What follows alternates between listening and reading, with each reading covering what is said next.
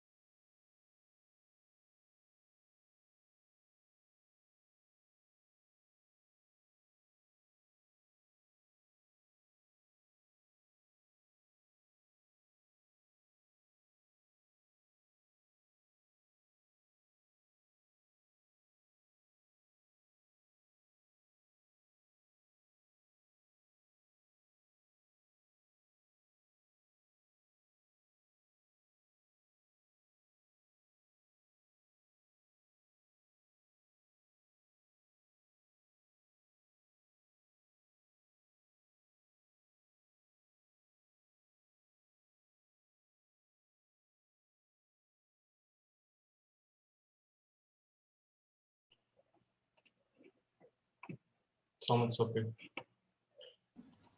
Саламатсыз ба? Қазір мен сізді организатор қылайын.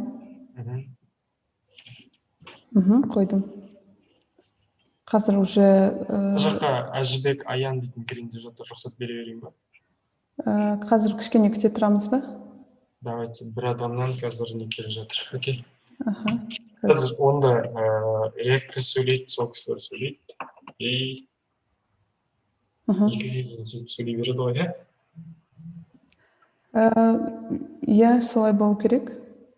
2-ге дейін емес, 12:20 деді. Хорошо, 12:20-ға дейін тек мен кіргізіп отырамын, рұқсаттарын беріп, сіз жүргізе бересіз, иә? Иә. Сіздің даусыңыз жай келіп отыр, апай? Так, уже біз YouTube-да лайвпыз. Даусыңыз жай келіп жатыр. Қазір.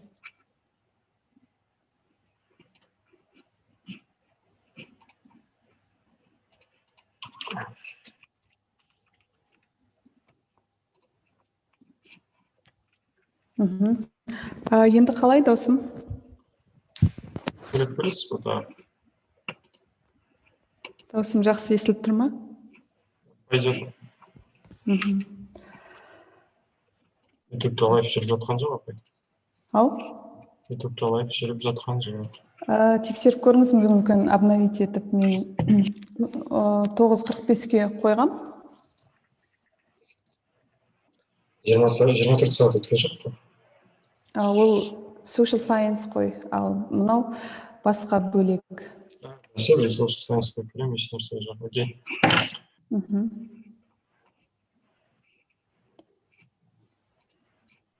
Жаңа сол презентацияны істеп жатқам.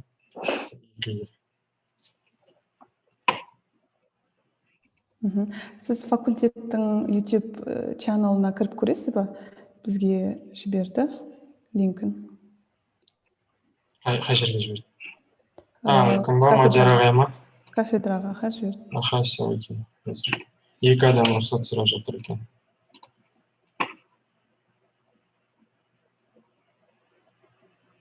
Жүріп жатыр ол. Факультеттікінде жүріп жатыр ол YouTube-та. Жазыңыз.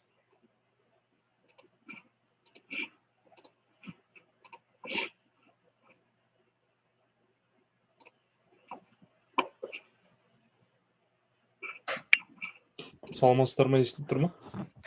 Саламатсыздар ма? Иә, естіліп тұр. Саламатсыз ба? Дияр ағай, сізге тілдер шықты ма функциясы? Қазір 1 минут что-то мен наушниктен қосылмай жатыр. Қазір 1 минут мен қалай істесем болады? Мен наушникпен неге қосылмайды? Қазір мен аударма функциясы. Interpretation is available деп шығып тұр. Саламатсыздар ма? Саламатсыздар ма? Мен жаңа саламатсыздар ма?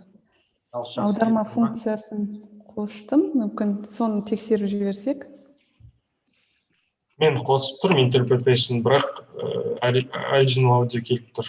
Почему-то. Көрейік, сөйлеп көріңізші. Қазір Дияр ағай жаңа наушник қосамын деді. Сол наушник қазір 1 минут мен наушниктен кірмей жатыр да. Не үшін білмеймін. Маған наушникпен керек. Что-то бір проблема болып жатқан сияқты екен. Қалай істесе болады? Қазір көрейік. Біріне камера кіріп жатыр. Мен что-то компьютердің динамигінен бірақ наушникпен кірмей жатыр. Не үшін соны білмей жатыр.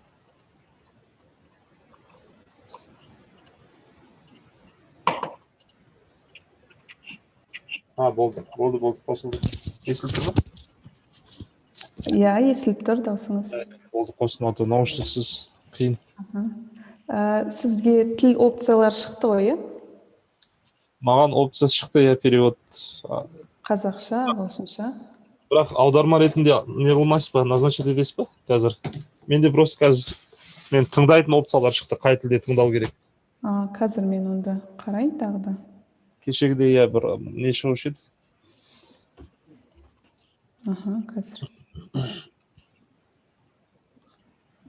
Иә, енді шықты. Қазақский талдайын. Енді шықты, иә? Жақсы. Біз тексеріп көрейік пе? Иә, тексеріп көрсек болады. Дияр ағай, мүмкін сіз сөйлейсіз, біз қазақша функцияны таңдаймыз, қазақша аударманы.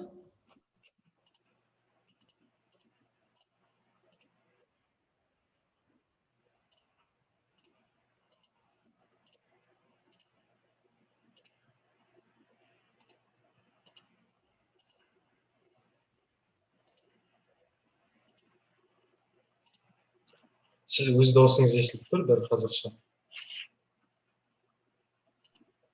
Естіліп тұр, Дияр ағай.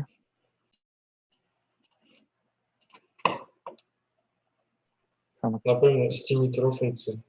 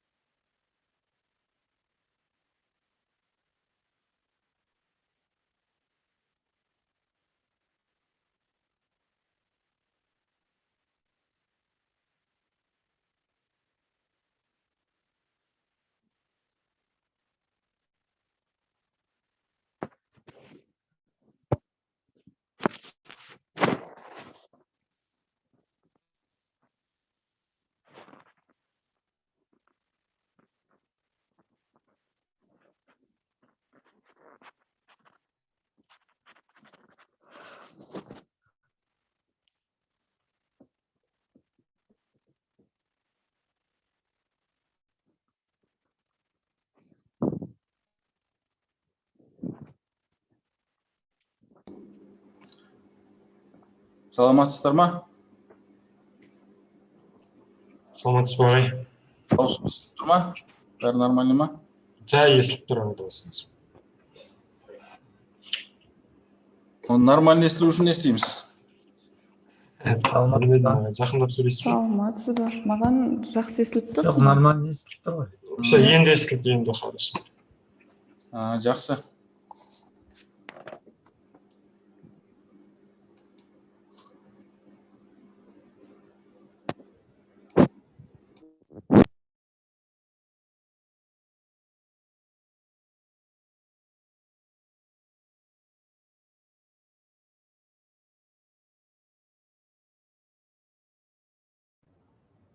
YouTube'da нормально көрсетіп тұр. Тек переводчиктер қосылса болды.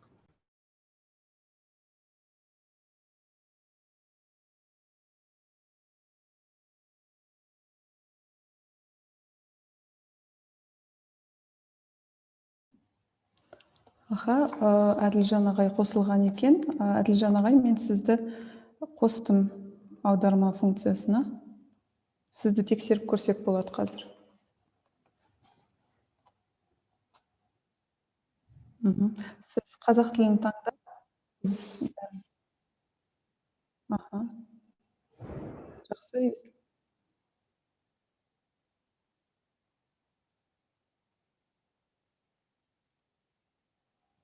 Аха, сізді мен қазақ тілінде естіп тұрмын қазір. Ағылшыншада да ағылшынша сөйлегеніңіз естілді.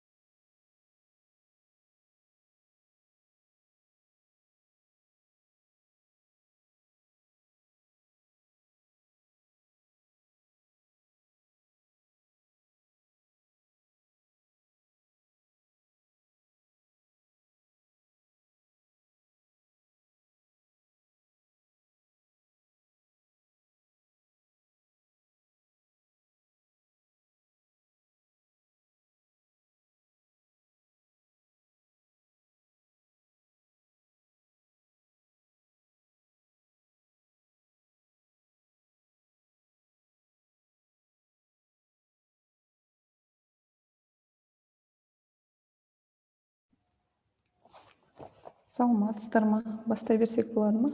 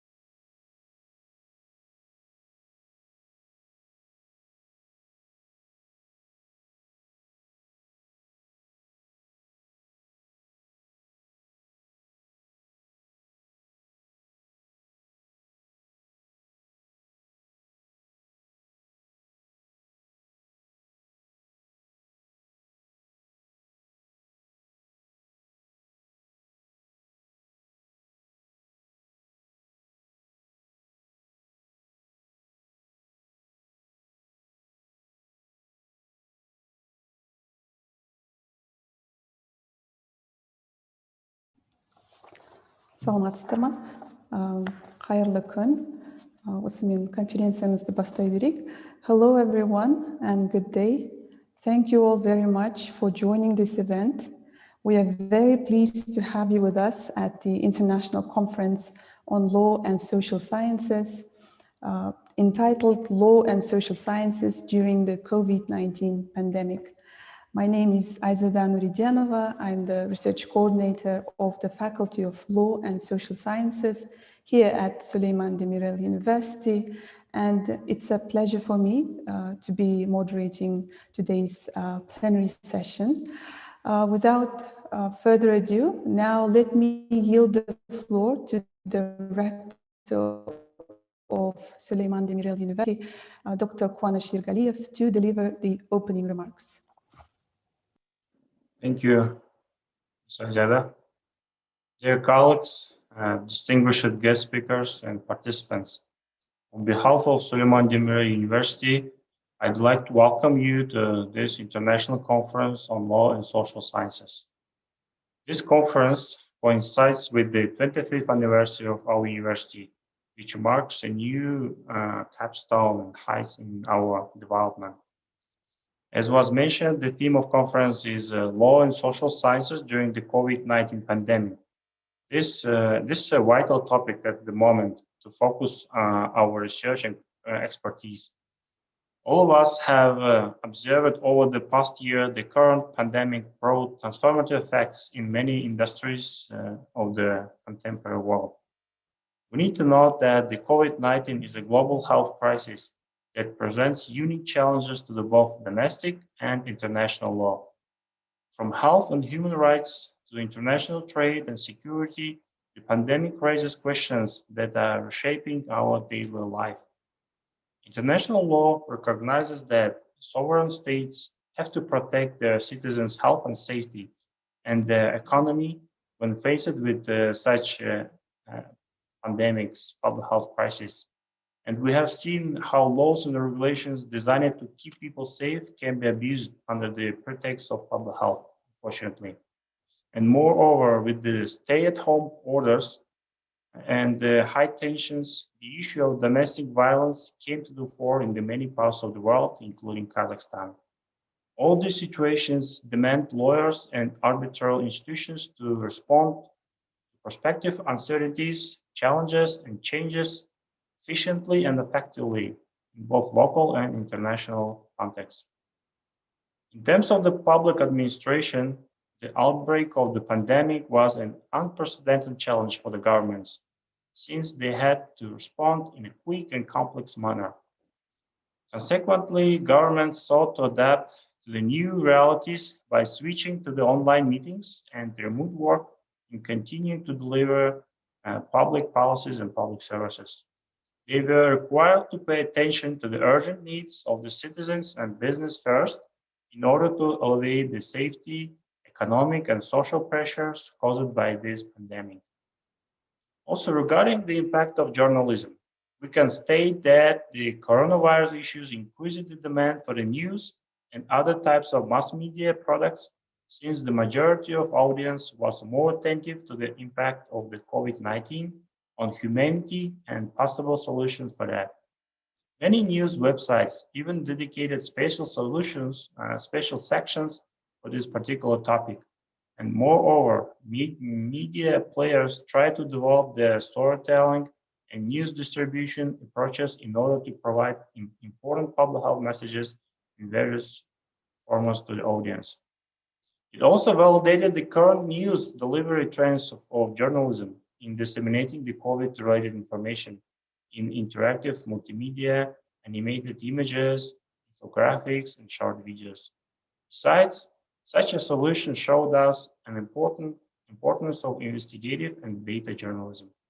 On the other side, coronavirus issue made us build communications according to the requirements of such a health crisis. The latest advanced information technologies open other possibilities of communication, and one of which we are using at this very moment with Zoom, for example. Social media platforms such as Facebook, YouTube, Instagram, and others developed the stability of streaming live videos. Many instant messengers increased their functionality, making it possible to conduct group videos and audio discussions. In Kazakhstan, for example, learning and working remotely brought more people connected to the internet, and also it actually raised the issue with the internet quality in the country. And this means the number of audience of the digital world has been increased dramatically. This pandemic brought government and public institutions closer to the mass media to work together in the combating the virus worldwide. These institutions felt the necessity of mass media as never before in communicating with the public and distributing the official important health safety information to the audience via various sources. And finally, from the perspective of international relations, the current pandemic has disrupted the movement of people and goods around the world, and therefore affecting the international interconnectedness and the world economy as a whole. It has revealed that the existing supply chains are quite vulnerable to the external shocks. As a result, international relations specialists began to question the prospects of globalization, considering the fact that it was already in retreat before the current pandemic. It also raised the issue of global governance as major powers struggle to produce coordinated actions in responding to the current challenge of the pandemic. Moreover, as more countries turned inwards, the regional cooperation projects were halted in various parts of the world, unfortunately.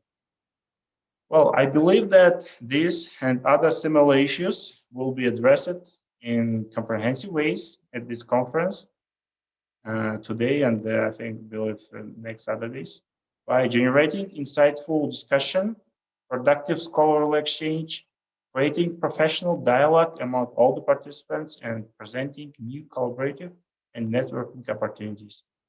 Well, on this note, I'd like to thank all our keynote speakers for supporting us in this initiative. And thank you to all participants from all over the world for contributing and participating in this event. Well, stay healthy and safe. Pandemic is still around. And I wish you all a very successful conference. Thank you very much. That's all from me. Thank you very much, Dr. Yergaliyev. With another opening remarks, now let's give the floor to the Dean of the Faculty of Law and Social Sciences, Dr. Marat Ahmadi.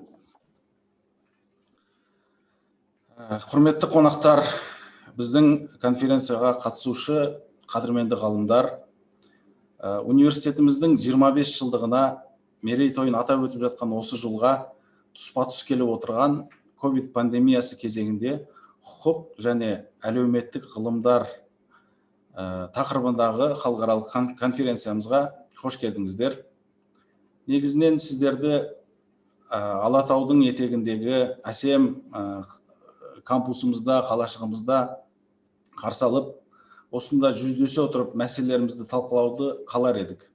Алайда өкінішке орай, қазіргі пандемия жағдайында мұны жүзеге асыру мүмкін болмай тұр. Алдағы жылдарда өтетін конференцияларымызда сіздерді әсем Алматыда, әдемі кампусымызда қабылдаймыз деп үміттенеміз.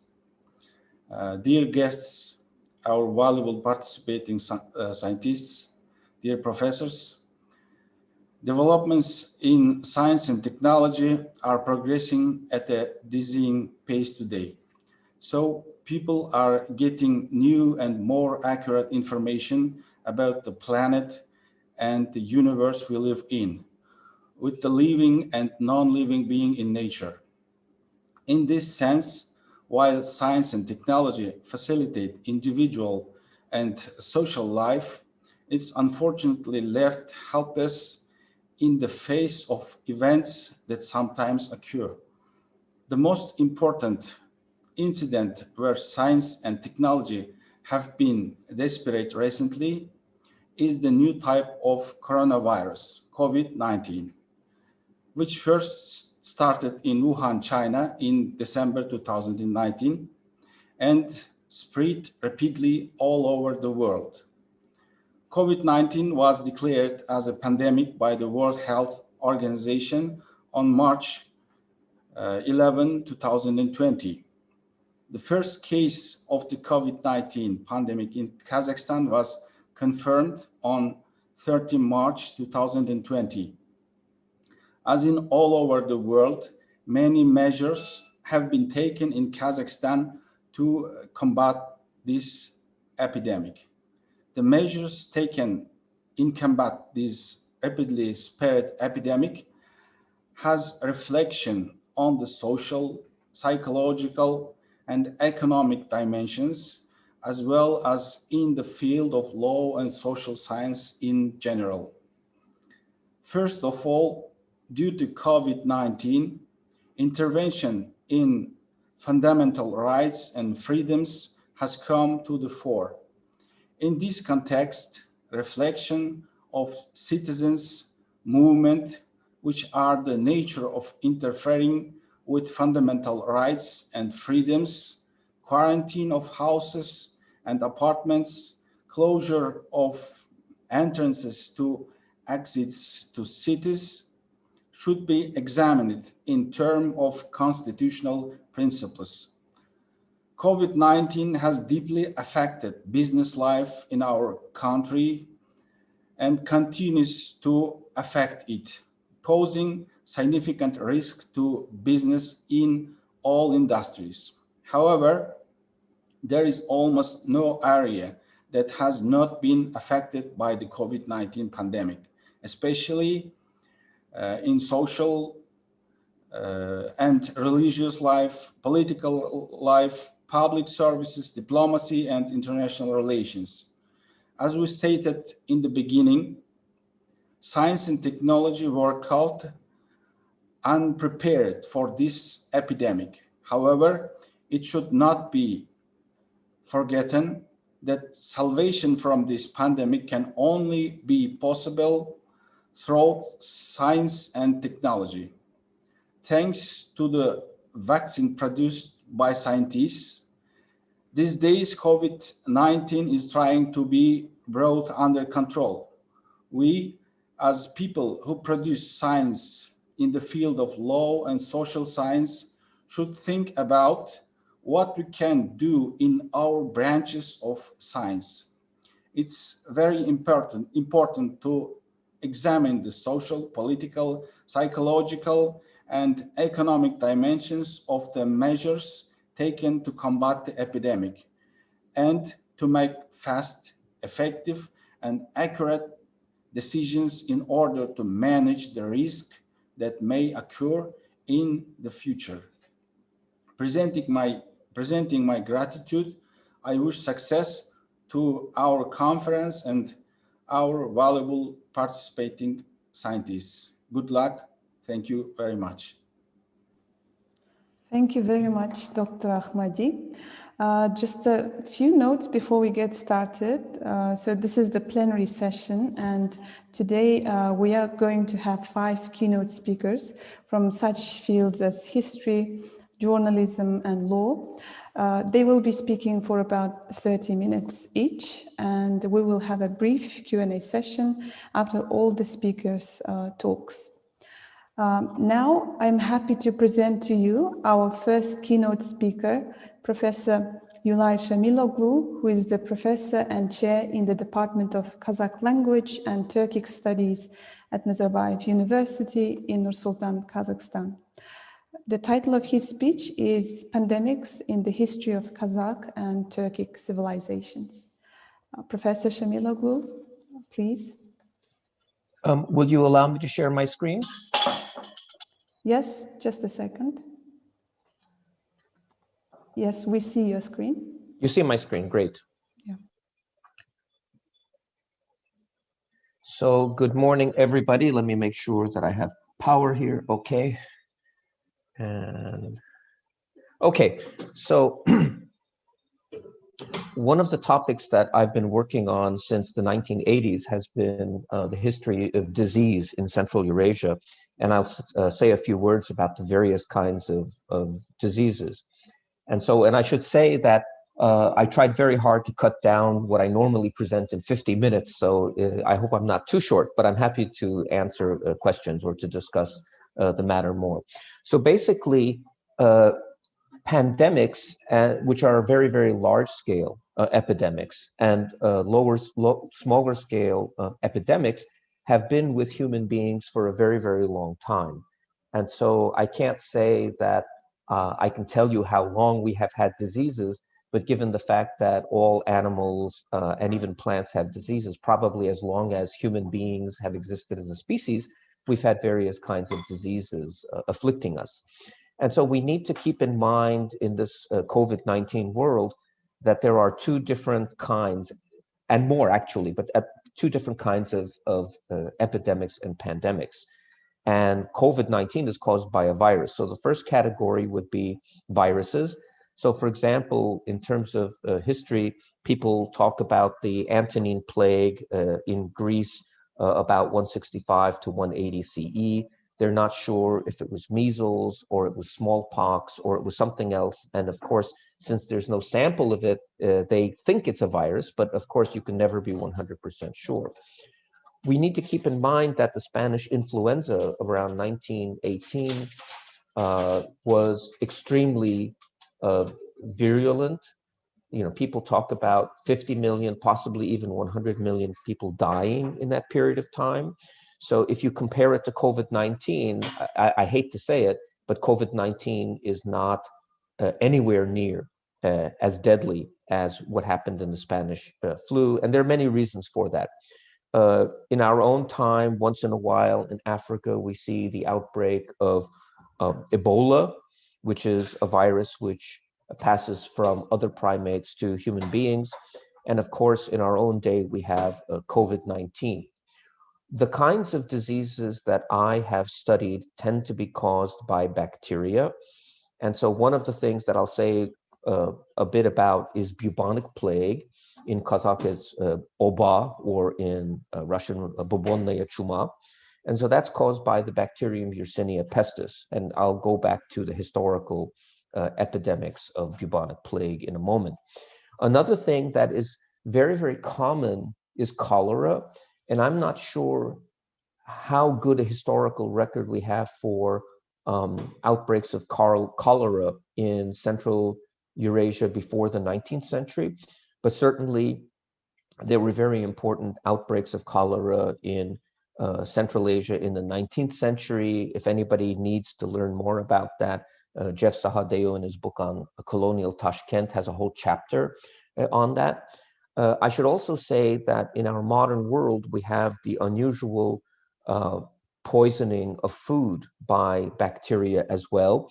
And so that can be Staphylococcus aureus or Salmonella or Listeria or other things. Now, in a less developed world or a less developed country, that may not be a large-scale public health issue.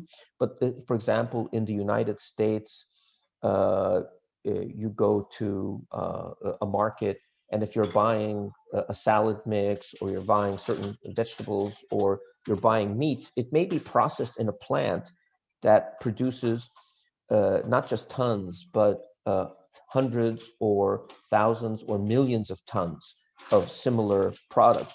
And so every once in a while in the United States, you hear about, you know, a recall or of various brands of food that need to be destroyed. And it's a huge amount of waste as well. Now, I'll say a few words about each of these historical pandemics. But the first one that we know about, and I mean historical times, meaning that we have written sources. The first is the plague in the time of Justinian, the Byzantine Emperor Justinian, from the 6th to the 8th centuries. The next one that I'll say a few words about is the Black Death, which starts in the 14th centuries, but recently there's a theory that it might have actually started in the 13th century. There's also the third pandemic. So the plague in the time of Justinian is usually called the first pandemic by specialists. The Black Death is called the second pandemic. And the third pandemic, or modern plague, begins in around 1858 in central China. It reaches Guangdong, Hong Kong later on. And by 1900, it reaches Russia, Kazakhstan, San Francisco. And I should say that for those of you who follow Turkish literature in Turkish, Orhan Pamuk's latest novel, Veba Geceleri, or Plague Nights, is said, talks about 1901, when the epidemic reaches the Ottoman Empire. Now, this is not a great map, but on the other hand, I don't know about any great maps. And I should just say that let's not assume, let me not vouch for the historicity of this, but what I will do is say that this gives you an idea about how it might have spread in the 14th century. I've highlighted Tibet because I don't remember if I have a slide on it, but based on the genetic reconstruction of antibodies to Yersinia pestis, the bacterium Yersinia pestis responsible for the Black Death, modern geneticists have reconstructed the origin of it in the 6th century and in the 14th or 13th century and in the 19th century. They've localized it to the Qinghai Tibet Plateau, which means that the outbreak would have started here. That doesn't mean that this is the ancestral home of the bacterium. That's a whole different issue. And I don't remember, I think I have a slide about it. So it was even 5,000 years ago, so 4,900 before present, it was a Eurasia-wide phenomenon. So let's say that there has been a tradition of it existing here and the breakouts being localized to this region. And then certainly in the 14th century, it goes via Issyk-Kul to Central Asia, it goes to Azak, to Crimea, from there to Constantinople, then to Alexandria, Iskandaria in Egypt, and to Sicily, and from there to the rest of Europe. There's also a theory that there was a northern route from Bulgar at the Volga-Kama confluence to the Baltics. So this is, there's a lot of arrows here that are probably not based on any historical sources, but what those are showing are the maritime routes. And so in addition to overland caravan trade, or through caravan travel, maritime routes were also very, very effective in spreading the disease. So let's go on to the next slide. Okay, so I will focus on the first two pandemics, but also say something about the third pandemic. So the first thing, yes, this is a bacterium, but you have transmission of the bacterium from rodents, like rats or Susliki marmots and so on, to human beings, sometimes because of unusual climatic conditions. And in the 6th century and in the late 1200s, early 1300s, you have climatic change and so on. And I don't have a chance to do time to talk about that, but it brings the rodents into close proximity to human beings. And it can be from the fleas which are on rodents or the fleas which are on human beings, in case you didn't know that you had fleas, that you can have this transmission of the bacterium. When the flea bites the human being, the flea becomes blocked, it regurgitates or vomits the bacterium back into the blood cell, and then the person can get very, very sick. And if it's the person has the pneumonic version, then even just by sneezing or coughing, they can transmit it. And that's a very, very dangerous form of the disease. So the results of this include large-scale depopulation. So let's say that it's not uniform, and sedentary populations are affected more severely than nomadic populations. So let's say that for the period of about 1347 to, let's say, 1353 or 4, the middle of the 14th century. That specific time frame is called the Black Death, but the outbreaks of plague continue in subsequent centuries too, in Central Eurasia and in other places. But so Ole Benedictov thinks that up to 60% of the population of Europe died in that period of time. But it's not uniform. You can have one neighborhood where 90%, or one town where 90% of the people die, and you can have another where nobody dies. So it's not uniform. And believe me, there are people who study Florence or Milan who study parish records and burial records and talk about how the plague spread from neighborhood to neighborhood. Of course, for Central Eurasia, we don't have that level of data. And so I argue that sedentary populations, especially densely populated urban, in densely populated urban settings or towns, in monasteries or madrasas, it will spread very, very quickly because people are in close proximity to one another, crowded together. But among nomadic populations, we know based on modern epidemiology that disease will spread less quickly. It doesn't mean it won't spread, but it means that if people are not close to one another physically, and today we call that social distancing in terms of COVID-19, it just won't spread. And so I see, I'll talk about the results of that. And of course, if in the early modern period, people understand that quarantine helps as well. And so the word quarantine goes back to Italian quarantino, which is a word for 40, so like 40 days.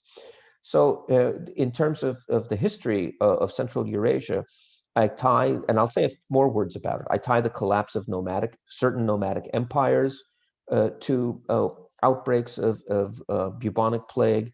And in the case of some sedentary states like Muscovy, it leads to their strengthening, because in the case of nomadic empires, you have succession to the position of Khan or position of tribal leader based upon genealogy. Think about, like, the royal house in the United Kingdom. And so if suddenly you don't know who's alive and who's dead, it creates problems.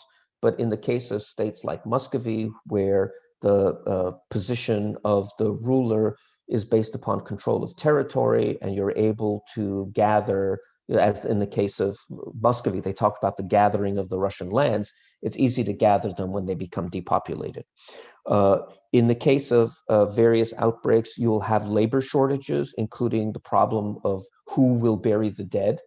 Recently in New York, during the COVID-19 epidemic, I read about stories like that too, where they had difficulty finding people who would work at the morgues or work in the refrigerated trucks.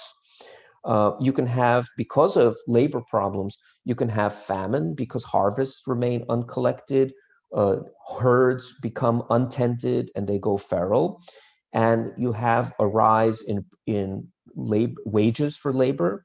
Because of that, you have a rise in prices, and this is in some cases well documented. I have some indirect evidence for this in medieval Eurasia as well. I'll argue later, very briefly, that you see the disruption of literary languages, and you see the rise of new vernacular-based languages taking their place. And I also argue, in general, for the history of Turkic civilization, and this is something that's well known for Europe, that you have increased morbidity or obsession or concern over death, and increase in religiosity. So I'll focus a little bit on the separate pandemics. So what do I mean by disruption of nomadic empires? So I think in the case of the first pandemic, for the 6th to 8th centuries, we see the first Turkic Khaganate, or the Turkic Khaganate, emerges in 552, but within a very, very short period of time, it kind of falls into disarray. Before it collapses, so immediately it goes as far as the Black Sea and then suddenly falls apart. In the western part, you've got the Western Turk Empire beginning its expansion to the west, but then it also falls into a period of anarchy, and it's out of that anarchy that the Khazar and Bulgar states come into being. So I think we'll never really understand the process because it was a period of disruption. During the Second Turk Khaganate, which was after the end of a certain series waves of plague, we see, for example, the disappearance of Sogdian, a medieval Iranian language. It's replaced by the local Turkic language written in runiform alphabet, the so-called Old Turkic inscriptions or Orhan inscriptions. And those too cease to be written, and they're later replaced by multiple literary dialects used for the translation of canonical religious works from other languages, such as Sanskrit into Tibetan, and from Tibetan into Old Uyghur or whatever. And so that, I think, is consistent with the rise of religiosity in this period. Plus, you have other examples of rise of morbidity in the East. In the Middle East, you see the disruption of sedentary areas controlled by the Roman Empire and the Sassanid Empire. And this allows for the rapid expansion of the Arab nomadic armies of the Caliphate. You know, when you think about it, they go rapidly across North Africa. Writers, both in the 6th century and in the 14th century, write about the severe depopulation in places like Egypt. So, you know, you can ask yourself, how is it that you have the armies of the Caliphate going to like the Talas region in Central Asia, modern Taraz, by 751, at the same time you've got them in southern France. You know, really, I think this depopulation has a lot to do with it. When we come to the second pandemic from the mid-14th, or some people would say 13th now, mid-14th until, depending where, 16th to 18th centuries, we begin to see in the 1330s the collapse of centralized rule in the various parts of the Mongol world empire, such as the Yuan dynasty in China. Certainly the Ilkhanate in Iran falls apart in the 1330s. The Chagatai Khanate falls apart into two divisions of Transoxiana or Mawara-Nahr and Mogholistan. And it takes Timur to reunify these two parts.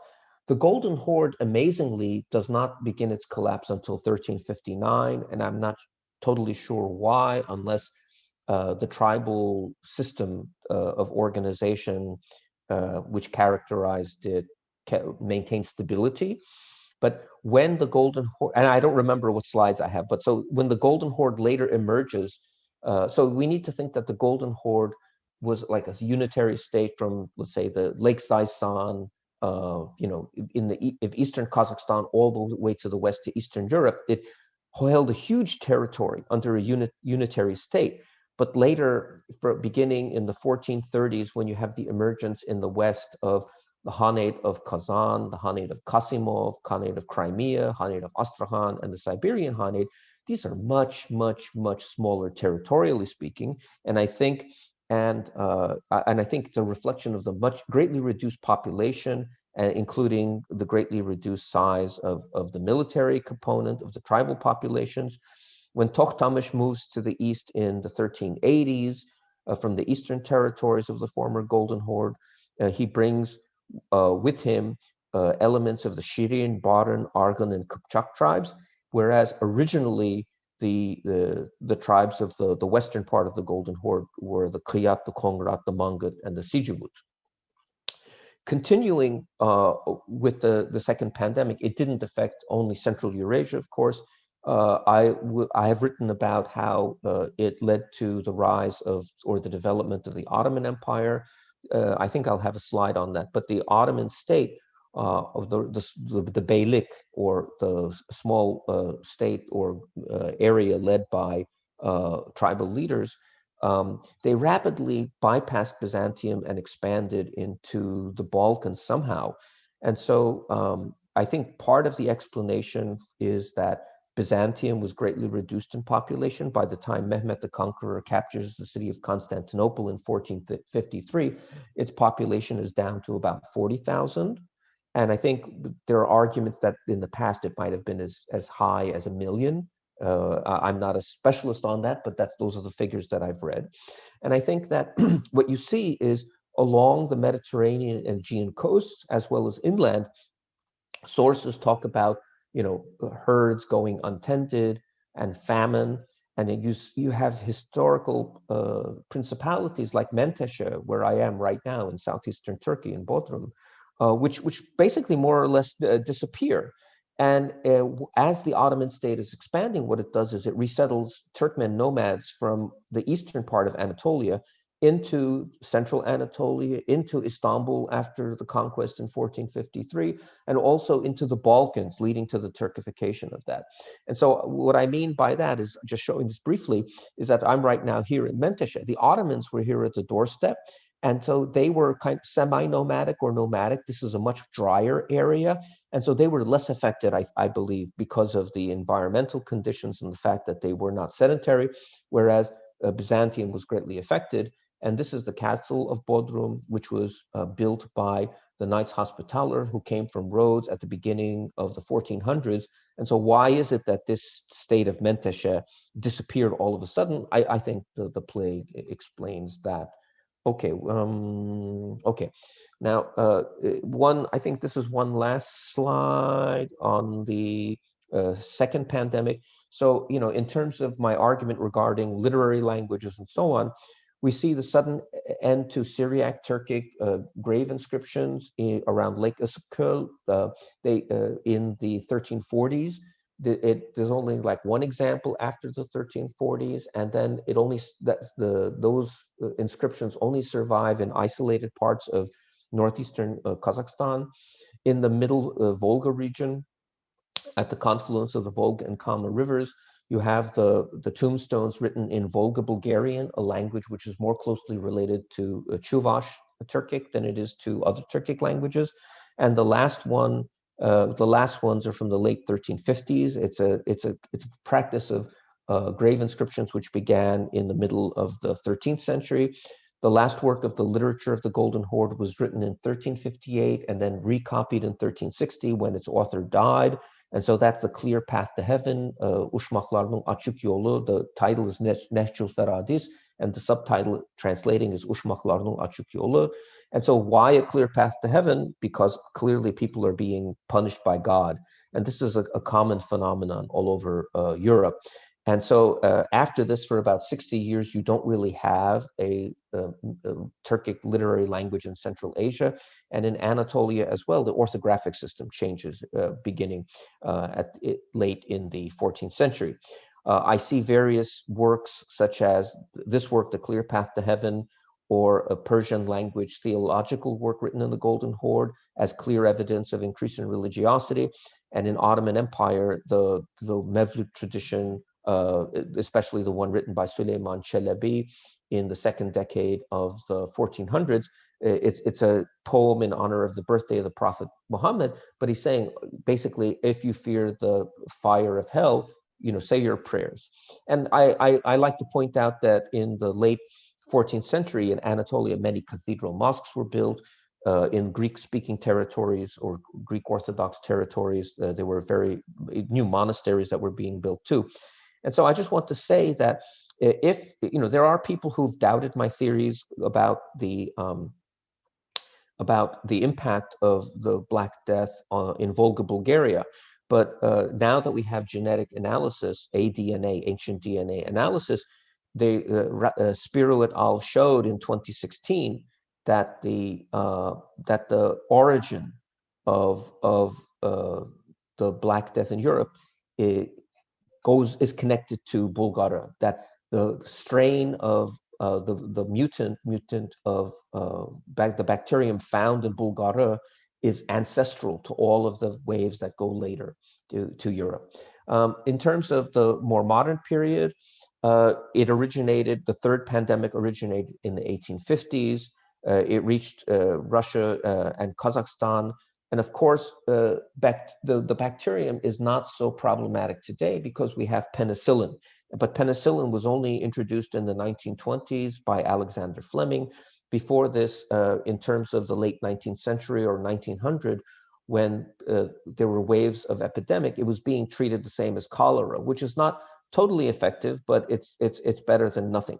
Now, in terms of modern, let's say, literary or works produced in Turkic languages, for example, the Helsinki National Library has one work veba ve andan saklanmak için istimal kılınan turgan esbab ve çaralar. So this was a student of Shihabuddin Marjani, the great Tatar scholar, and he wrote this work on how to treat plague. Amazingly, you probably never knew that Mir Jakup Dulatulu also has written, the famous scholar, Kazakh writer and translator, has written numerous articles on bubonic plague, so Chuma and other illnesses. So like Chuma Jayanan in Kazakh in 1914, 3 articles on the Chuma congresses or meetings in the journal Kazakh in 1914. He wrote a notice of a book, Sıyır Malında Akbaypak Chuma Avruğu in 1922, and a notice of Madyar Shuma. And this is Madyar Shuma. So Shuma Kanday Avruğu ve odan Kanday Saktanu Kerek.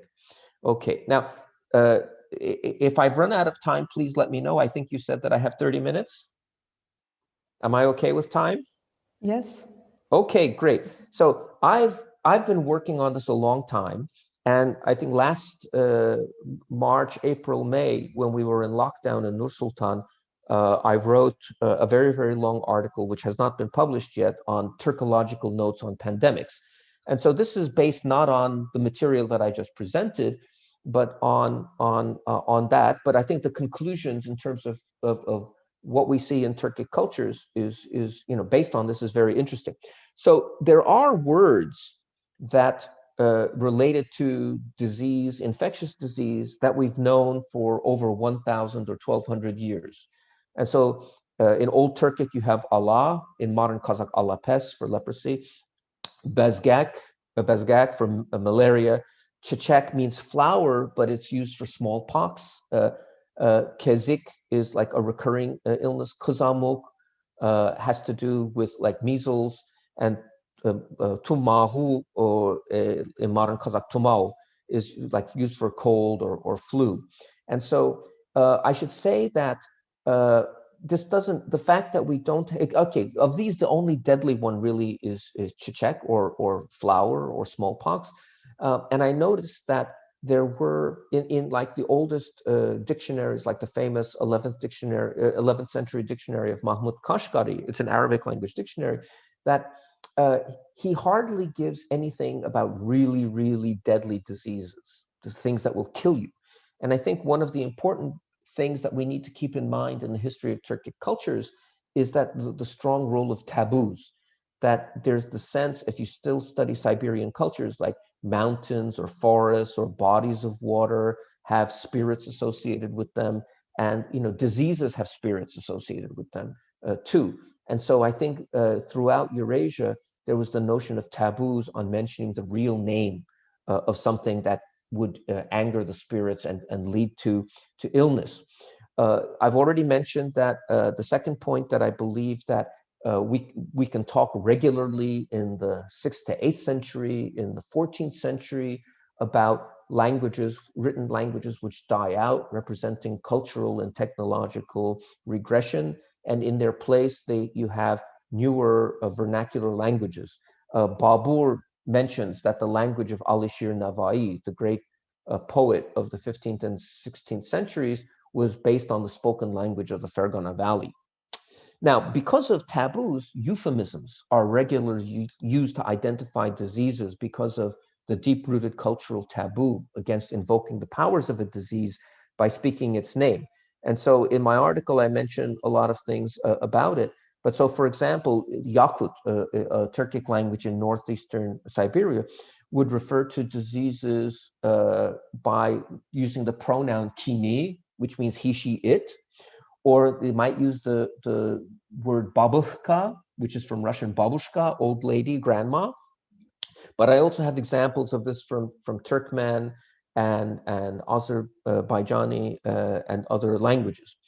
Another interesting thing is that sometimes they seem to use words that are not exactly 100% pronounced the same way, but they're homophones or near homophones of words with a magical power.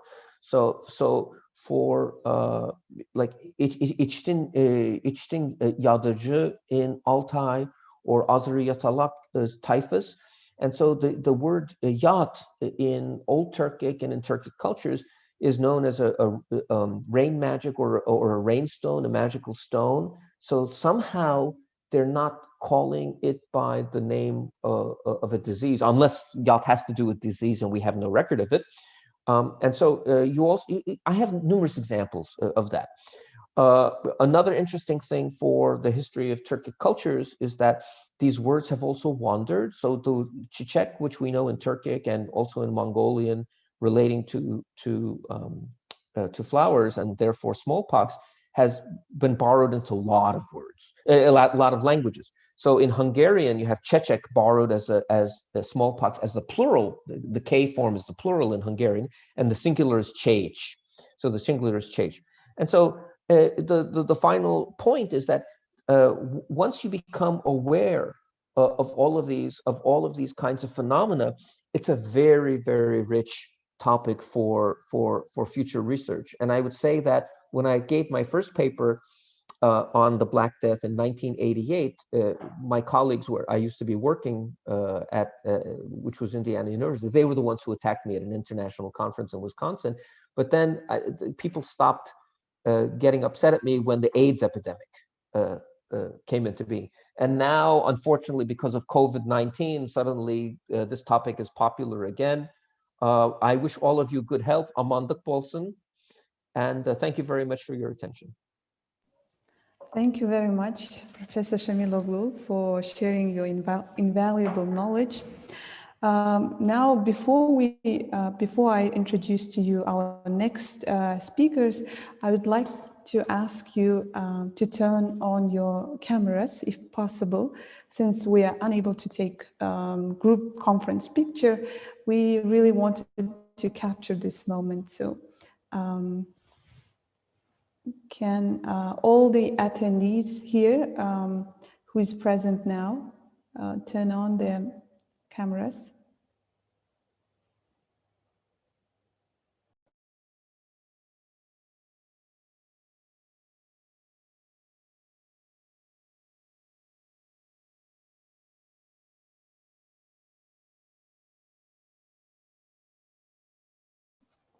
Okay, thank you very much.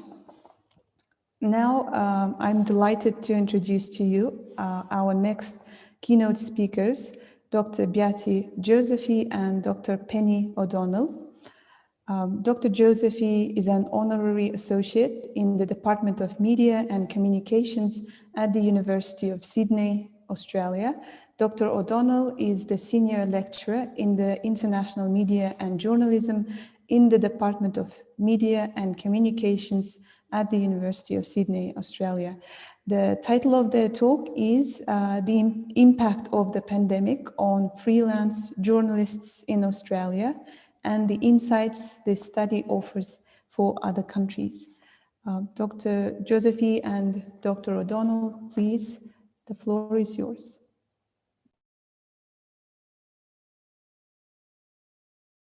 Hello, and you can hear me. Good morning, good afternoon from Sydney. Can I please share the screen? Mm-hmm. Wait Just on. a moment.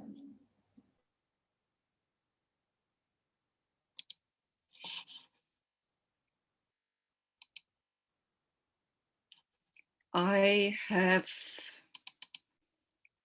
okay, here we are, good.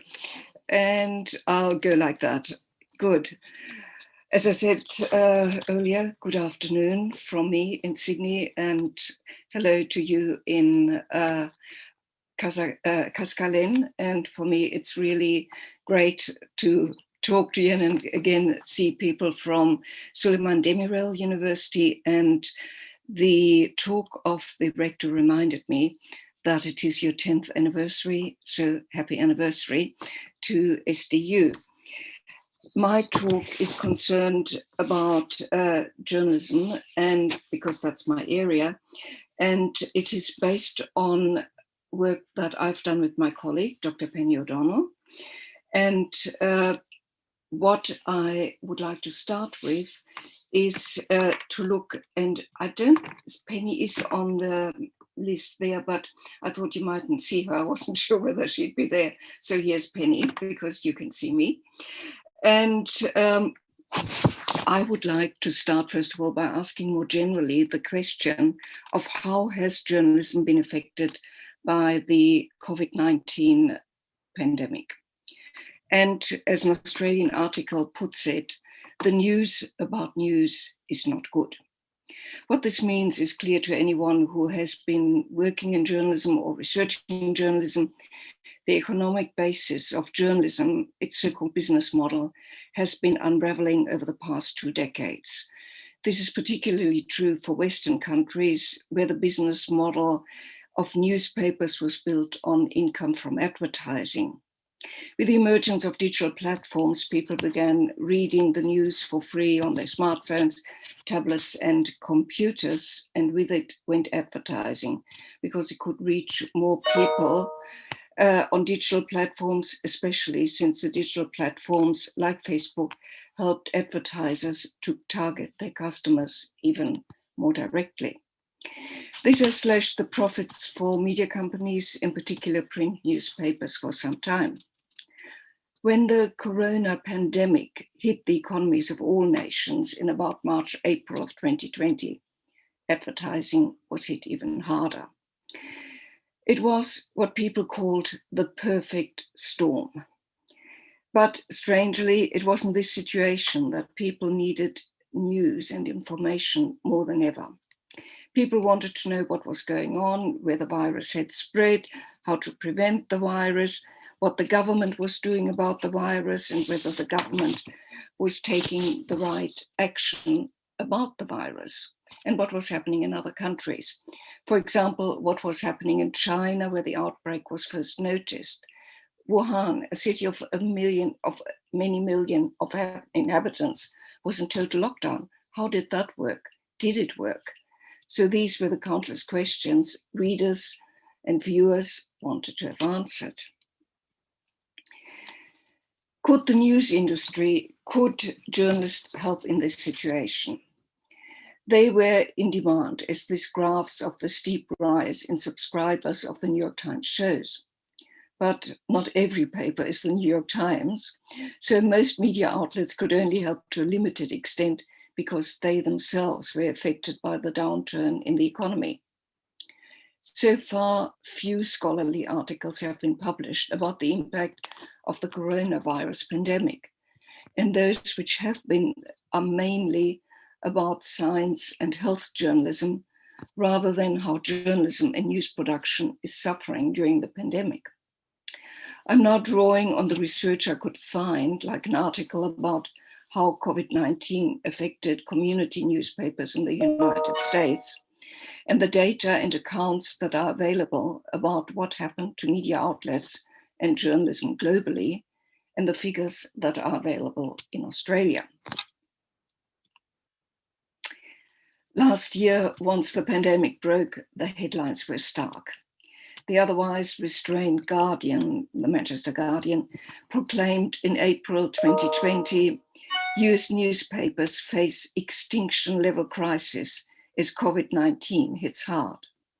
And wrote further, I quote, as journalists across the US scramble to cover the impact of the coronavirus, they are grappling with a bitter irony. As demands for their stories soars, the decline of the business model that funds them is speeding up catastrophically. There are several observations which can be made about this headline and the lead paragraph. The first one is to underscore the irony that at the very moment when information is vital, its production is curtailed by a lack of funds. The second one is that commercial media, usually reliant on advertising, was hardest hit. This was not only the case for most of the Western countries, but it was a phenomenon around the world. Also, independent news media, which can include commercial media and can be print or online, was affected. The Reuters Institute for the Study of Journalism at the University of Oxford prepared a report on the impact of the independent news media published in October last year. also with a view of recommending how independent news media could be supported in such difficult times. And their result falls in line with what The Guardian and many others reported half a year earlier. The audience reach was up and the revenue was down, and substantially so. Rasmus Klaus Nielsen and colleagues found that their research, in their research that, as you can see on that slide, 36 of independent media had severe income drops of more than 30%, 21% had very significant drops, meaning up to 30%, and 22% had significant drop of up to 20% of income. That makes almost 80% of the independent media studied around the globe, from Mexico to Malaysia, have losses of income. The 20% who were not so hard hit were in fact smaller online newsrooms, some of them non-profit. UNESCO similarly rang the alarm bells, stating economic impact of COVID-19 may pose an existential threat to journalism, in particular for local and regional media in emerging markets. And the Reuters report also picks up on the irony mentioned in The Guardian and many other articles, the irony being that news organizations are central to helping people stay informed, putting out trustworthy information, but at the same time having to fight the economic downturn. What's more, journalists in many countries had to battle to obtain information. As the Reuters report points out, quote, some governments were using the pandemic as an excuse for further crackdown on journalists. While governments worldwide were confronted with the pandemic, they took very different approaches to dealing with it, as was, for example, the case in Central Asian states, and I'll come back later to that. One of the few scholarly articles so far to come, I'm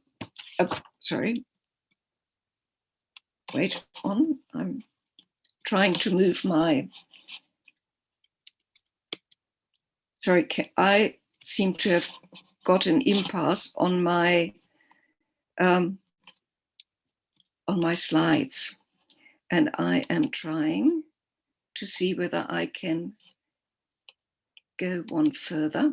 Yep, good, sorry about this. One of the few scholarly articles so far that comes from the United States, and its title, as you can see, Our Company is in Survival Mode, Meta-Journalistic Discourse on COVID-19's Impact on the US community newspapers. This study explores how US reporters, columnists, editors, and state newspaper associations explained to their audiences the impact of COVID-19 on journalism. For local and community newspapers in the US especially, the pandemic comes on the heels of a prolonged economic decline. According to the authors, quote, the impact of COVID-19 on journalism was immediate. Declining print advertising quickly resulted in layoffs, salary cuts, closures, furloughs, and production changes at many newspapers across the country in the early weeks of the pandemic. By the way, furlough, it's not a word we use in Australia, but it's a particular American term, which means being sent on vacation without pay. The article focuses on how the journalists explain to their readers how they could work under such difficult circumstances. What they found was that the journalists did not write about their own difficulties. That is, the struggle with, quote, the tension between news as a public good and as a commodity in their decisions about how to make critical public health information available while remaining economically viable. In other words, the journalists' commitment to providing a public service was stronger than ever, as was their refusal to see news as a commodity. But the journalists' brave attitude has not stopped more and more local and community papers being closed down in the US. The list being published by the Poynter Institute, which is constantly updated, and by now the list is very long.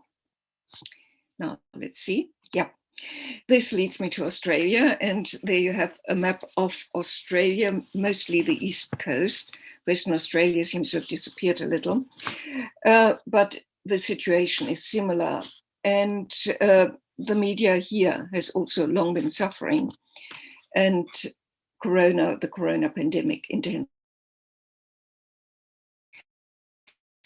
As Dawson and colleagues write, in April 2020, News Corporation, which is Australia's biggest publisher, owned by Rupert Murdoch, who by birth is Australian, even if he now is best known for Fox News in America, suspended print editions of 60 Australian newspapers.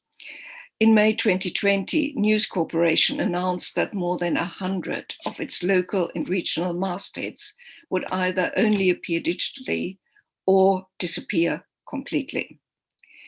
The cuts came in the wake of a dramatic drop in advertising from the entertainment, restaurant, and real estate industries on which these local and regional papers were relying as an income source. Here, the Australian Public Interest Journalism Initiative, as you can see on this particular slide, is currently tracking the changes to the Australian media market in their mapping project. The graph shows what happened between January 2019 and September 2020, a period which actually covers the ravages of the COVID-19 pandemic.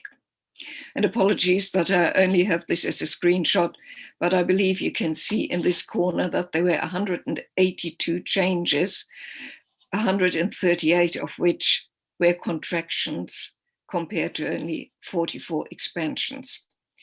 And you'll see a lot of red and orange in this particular part, especially in the regional parts of Australia. Sydney is about here, Brisbane is there, Melbourne is here. And this means either the end of print editions or a decrease in service. And the redder the dots get, it means newsroom closure or masthead closure.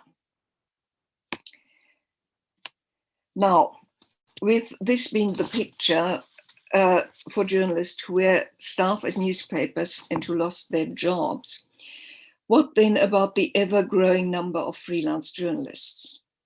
Freelance journalists have to live the precarious employment life of never quite knowing where the next job or next assignment comes from.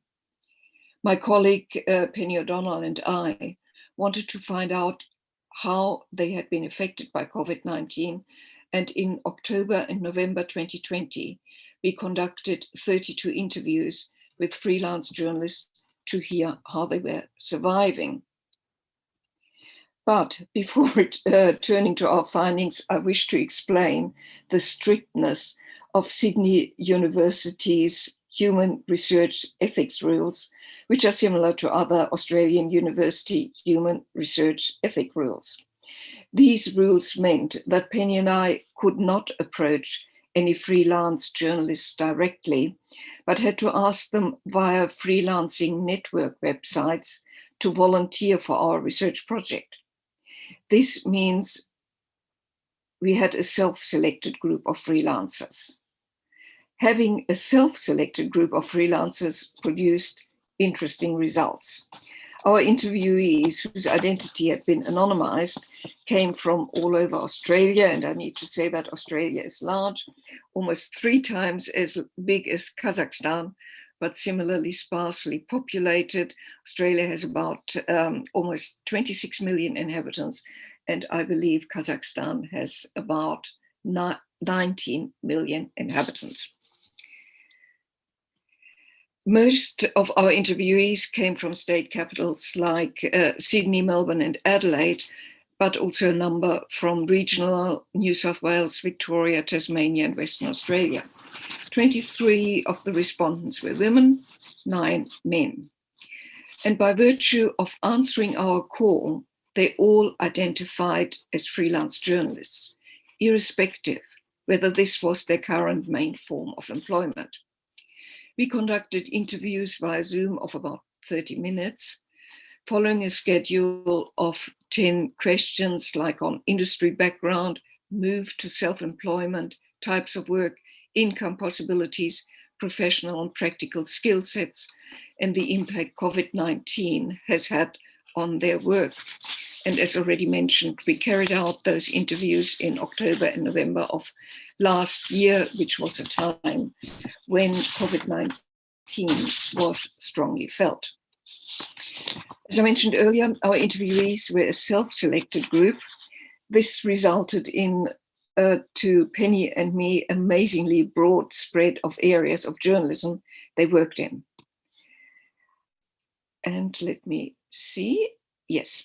They worked in. Among them were a couple of photojournalists, people who worked in television, sports journalists, theater reviewers, restaurant reviewers, travel writers, science writers, journalists specializing in small business affairs, rural reporters, journalists specializing on disability, on education, even on the science behind visual effects and animation.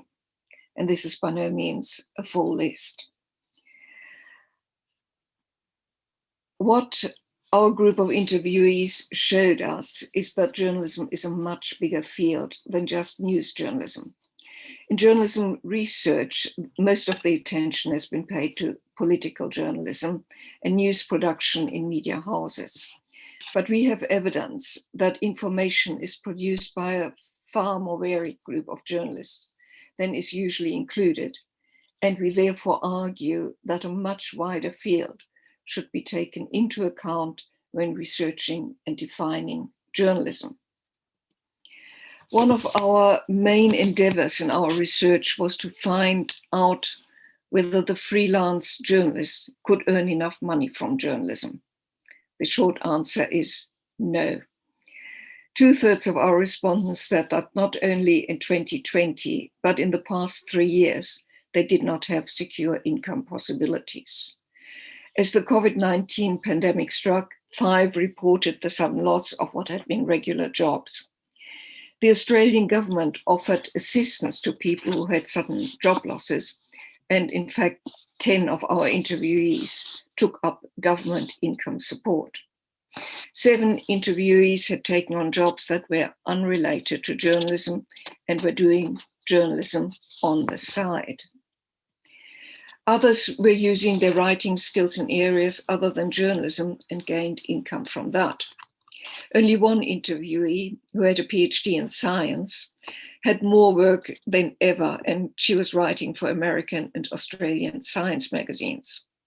She was also the only one who was very concerned not to do any work that compromised her independence and standing as a journalist. Whereas the other interviewees saw no conflict of interest in writing at times journalism and at other times articles that were a form of advertising or public relations. To us, this is a sign that the strict separation between journalism and other writing, which could be called professional writing, is becoming brittle. And the separation is largely breaking away as an economic necessity. With the many closures of news offices, there was or is just not enough work for freelance journalists to earn enough money to feed a family or pay a mortgage. But despite this precarity inherent in being a freelance journalist, none of our interviewees gave signs of abandoning freelance journalism. For many, journalism was a passion, which they supported with income from other jobs. Many of the journalistic topics they worked on can be described as being in the public interest, such as writing about and for people with disability, about food safety, about bank closures in regional areas, which leaves many people without local banks, about refugees, on how to deal with the COVID-19 crisis as a small business and how to access government help, or on who the people are who flood the social media with hate speech and how to find them. These are committed investigations, with some of these journalists having won Australia's highest journalistic awards. Looking at these findings, we had to ask ourselves, what does that mean for journalism? In such a situation, it's all trust. Going back to the American study mentioned earlier, which was on staff in local and community newspapers, quoting now, journalists used history as a resource to plead with readers about journalism's public service role and the consequences of letting it fail in the market, also pointing frequently to the threat to democracy if newspapers no longer operated. Among our Australian cohort of freelance journalists, we did not find any recourse to the strongly American-shaped professional ideology, or what is also sometimes called self-legitimizing ideology, such as being an essential part of the workings of democracy. We didn't find that amongst our interviewees. Our interviewees expressed a different occupational identity, which in a sense was more modest. That's quite Australian, but all the same strongly felt. The work mentioned earlier about disability, about food safety, about refugees, all go to the heart of Australian society. But writing these stories did not lead our interviewees to claim entitlement, to be seen as vital to society. Those who engaged in, let's call it, passion work, wanted to make their contribution to society and saw it as fulfilling to do so. By not being so deeply steeped in the professional ideology, and that ideology is built on the idea of journalistic autonomy and independence, our interviewees were therefore little troubled by the fact that they also had to do other professional work in order to earn enough money to survive on. Now, coming to the conclusion, we had to ask, in journalism, what does that all mean? In journalism, the COVID-19 pandemic has exposed a number of problems. First and foremost, it has highlighted the precariousness of journalistic work. And that's a trend we are seeing worldwide. And I believe the Central Asian states are no exception. Anecdotally, I've heard that in Kazakhstan, some newspapers reduced the frequency of their publishing, that electronic media, in particular television, reduced some programming, and that journalists lost their jobs. The reasons for this are the same as everywhere else. The economic downturn forced the government to cut costs at the state-funded media outlets, and privately owned media outlets were suffering from the decline in advertising revenue. And this has led to payment delays for journalists or even redundancies. Secondly, the COVID-19 pandemic in many countries made news work harder, in that governments restricted access to information. The European Journalism Observatory has published this year a report on Central Asia, coronavirus and the media. From this can be seen that the response in the 5 Central Asian countries differed considerably. Whereas Kazakhstan and Kyrgyzstan released figures that showed that the countries were facing a serious health crisis, it was obvious that Tajikistan and Uzbekistan only offered manipulated figures, which gave the impression that the government was in control of the situation. Turkmenistan remains in complete denial. Otmara Glass for the European Journalism Observation actually gives Kazakhstan the best marks, with both saying that both the Kazakh and Russian language media was able to cover a remarkable wide range of topics and use many different formats in reporting the crisis. Uzbekistan and Tajikistan underplayed the extent of the crisis, which also gave rise to many false reports on social media. Social media, of course, played an important information role during the COVID-19 crisis, especially when it first broke. But unfortunately, the huge amount of false and misinformation undermined the advantages of this information source. I will now not go into the vast area of fake and false news, other than to emphasize the importance of journalists and journalism education in a critical time like this. Journalists have to abide by the rules of responsibility and accountability and cannot make false claims or distribute knowingly false information.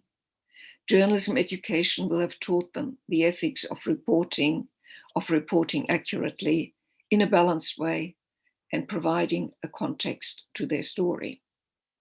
But like any other worker, they have to be paid, which leads us back to journalism and news production during the COVID-19 crisis. The pandemic has shown how important, reliable, and trustworthy information is. Sadly, ironically, the impact of the pandemic on news production was such that the time of great need also proved to be the time of least assured income for journalists. Thank you. Thank you very much, Dr. Josephy and Dr. O'Donnell, for sharing with us your research observations. Now, I'm very pleased to present to you our next keynote speaker, Professor Dr. Siraj Kumar, who is the founding Vice Chancellor of OP Jindal Global University in India. The title of his speech is Future of Universities, Higher Education Beyond COVID-19. Professor Kumar, please. Thank you very much. First of all, I would like to congratulate the Suleiman Demirel University, the Faculty of Law and Social Sciences, and the MSU for this very important international conference on law and social sciences, on the theme Law and Social Sciences during the COVID-19 pandemic. I appreciate the presence and the contribution of Dr. Yurgaliyev, Dr. Akhmadi, Professor Shamiloglu, Dr. B. Josephy, and Dr. Penny O'Donnell, and of course, Mr. Soid Asif, and other panelists who will be speaking in different thematic sessions in the course of the conference. I sincerely hope that all of you are fine. I'm speaking from India, where, as you can imagine, the COVID-19 is now become a full-blown crisis, with the number of cases and deaths increasing quite dramatically. And the entire university system, as of course, had come to a crumbling halt in the form of physical education, halted in March 2020. And that is unfortunately continuing. We can only hope that the next weeks and months will help us move beyond the immediate crisis that we are facing. So in some ways, this conference is an opportunity for us to think about the future. But I think it's equally important for us to recognize that the core aspects of the future role of universities, I believe, is not going to significantly change and should not change as well.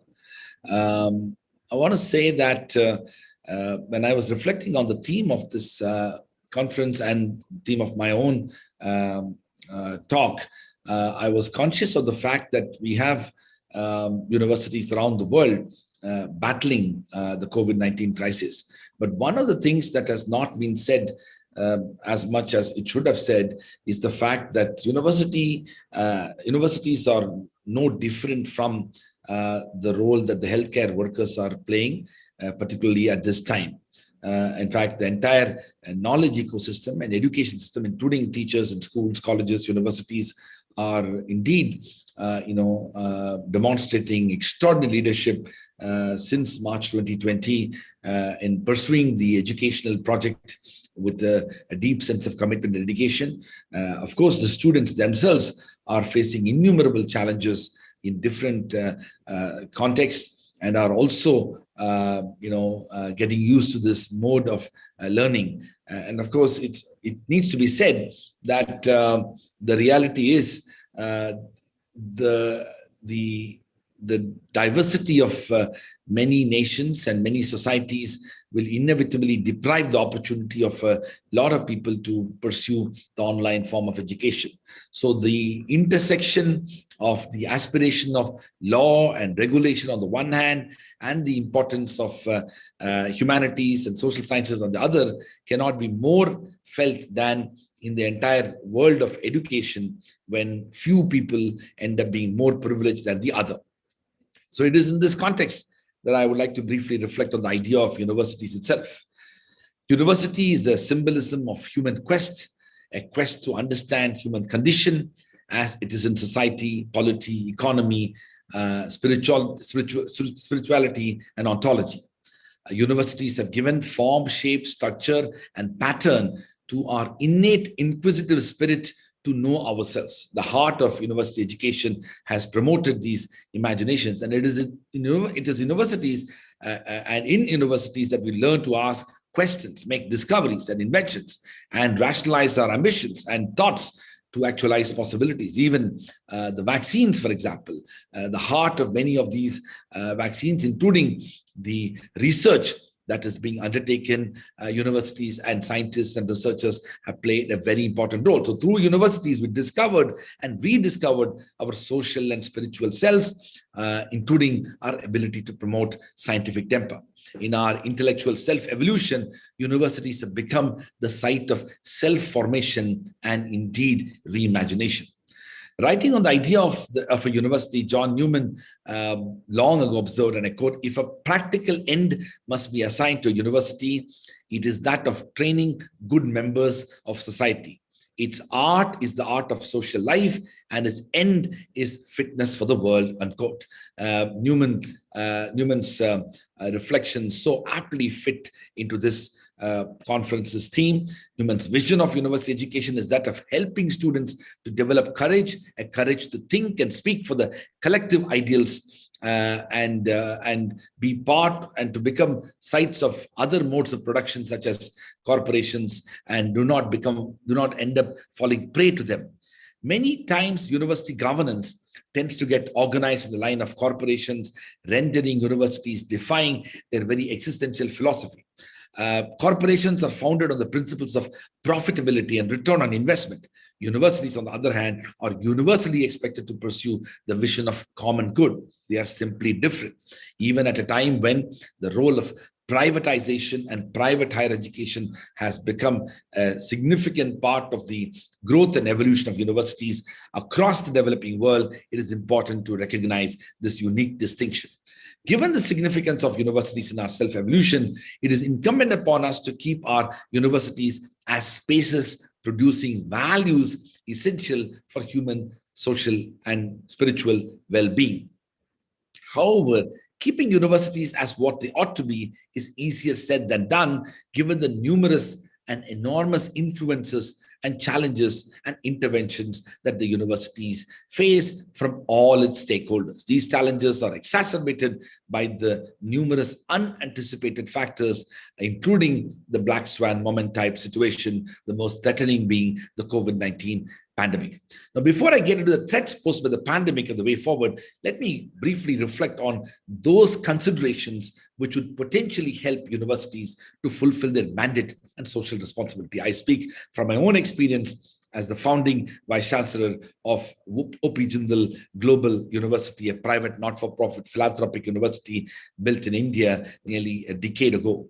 Since laying its foundation stone, a decade previously and sowing the seeds of my own imaginations to create a world-class university in India, I have learned in my humble experience that there are 10 key factors which are essential for the success of any university, which have shaped the evolution of our own. It is our focus on these 10 aspects which have helped us to become an institution of eminence as conferred by the status in India.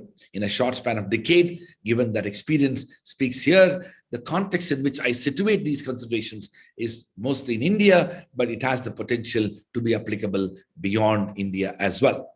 These 10 points are: first, the vision of a not-for-profit philanthropic university. Second, academic freedom and institutional autonomy. 3, multidisciplinary university and interdisciplinary learning. 4, transparent admissions process. 5, internationalization at the heart of institution building. 6, hiring of outstanding faculty as inspiring teachers and prolific researchers. 6, building a culture of research and promotion of scholarship. 7, institutionalizing accreditation, rankings, and benchmarking. 7, promoting diversity, inclusion, accessibility, and community engagement. And the 10th one is developing active participation of all stakeholders for good governance.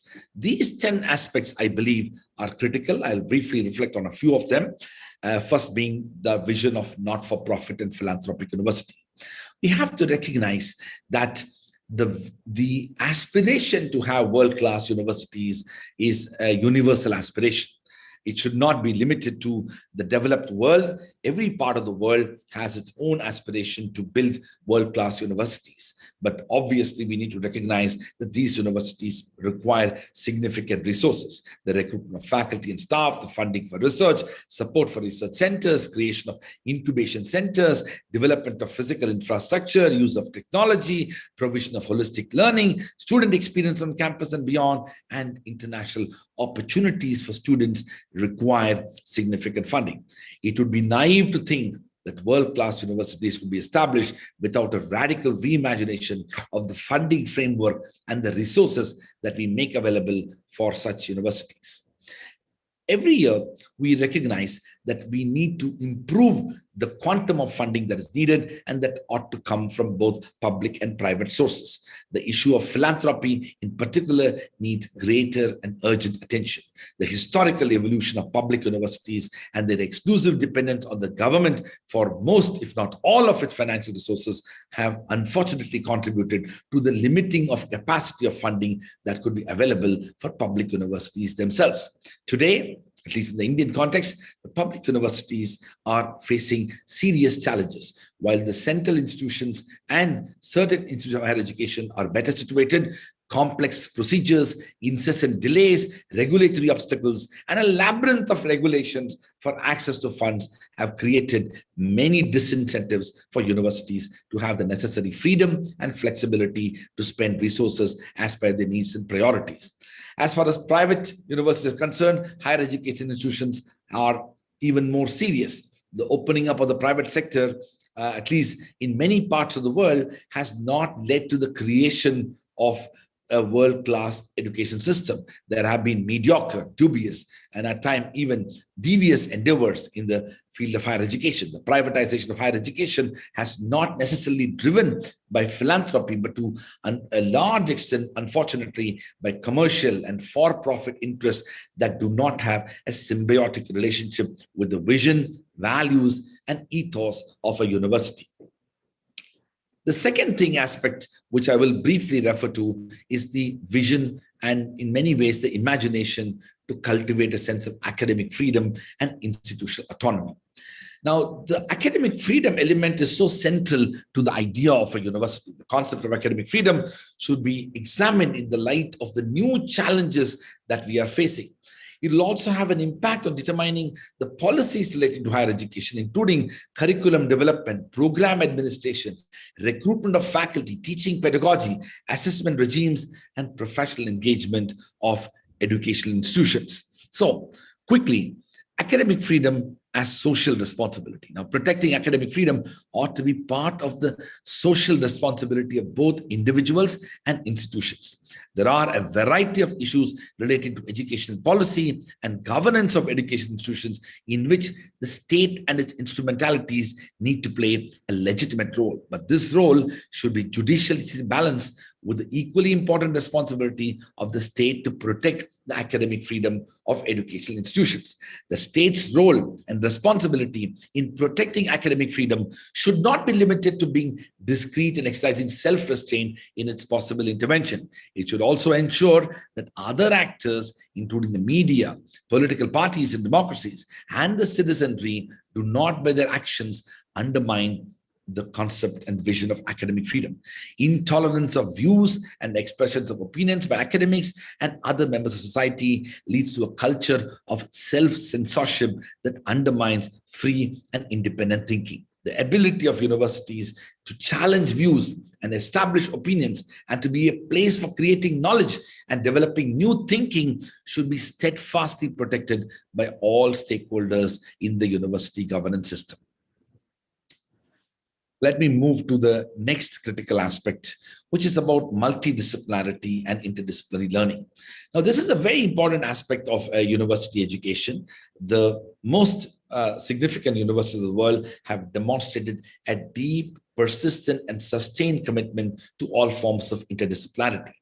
The importance of crossing disciplinary boundaries in teaching and learning and research is unfortunately yet to be fully realized within the higher education systems of many countries.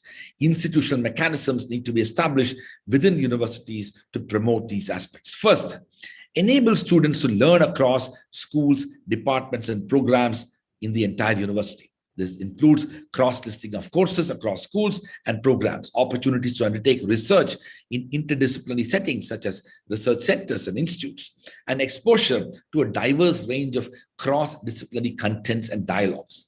Second, the need to provide adequate resources for faculty to undertake cross-disciplinary research.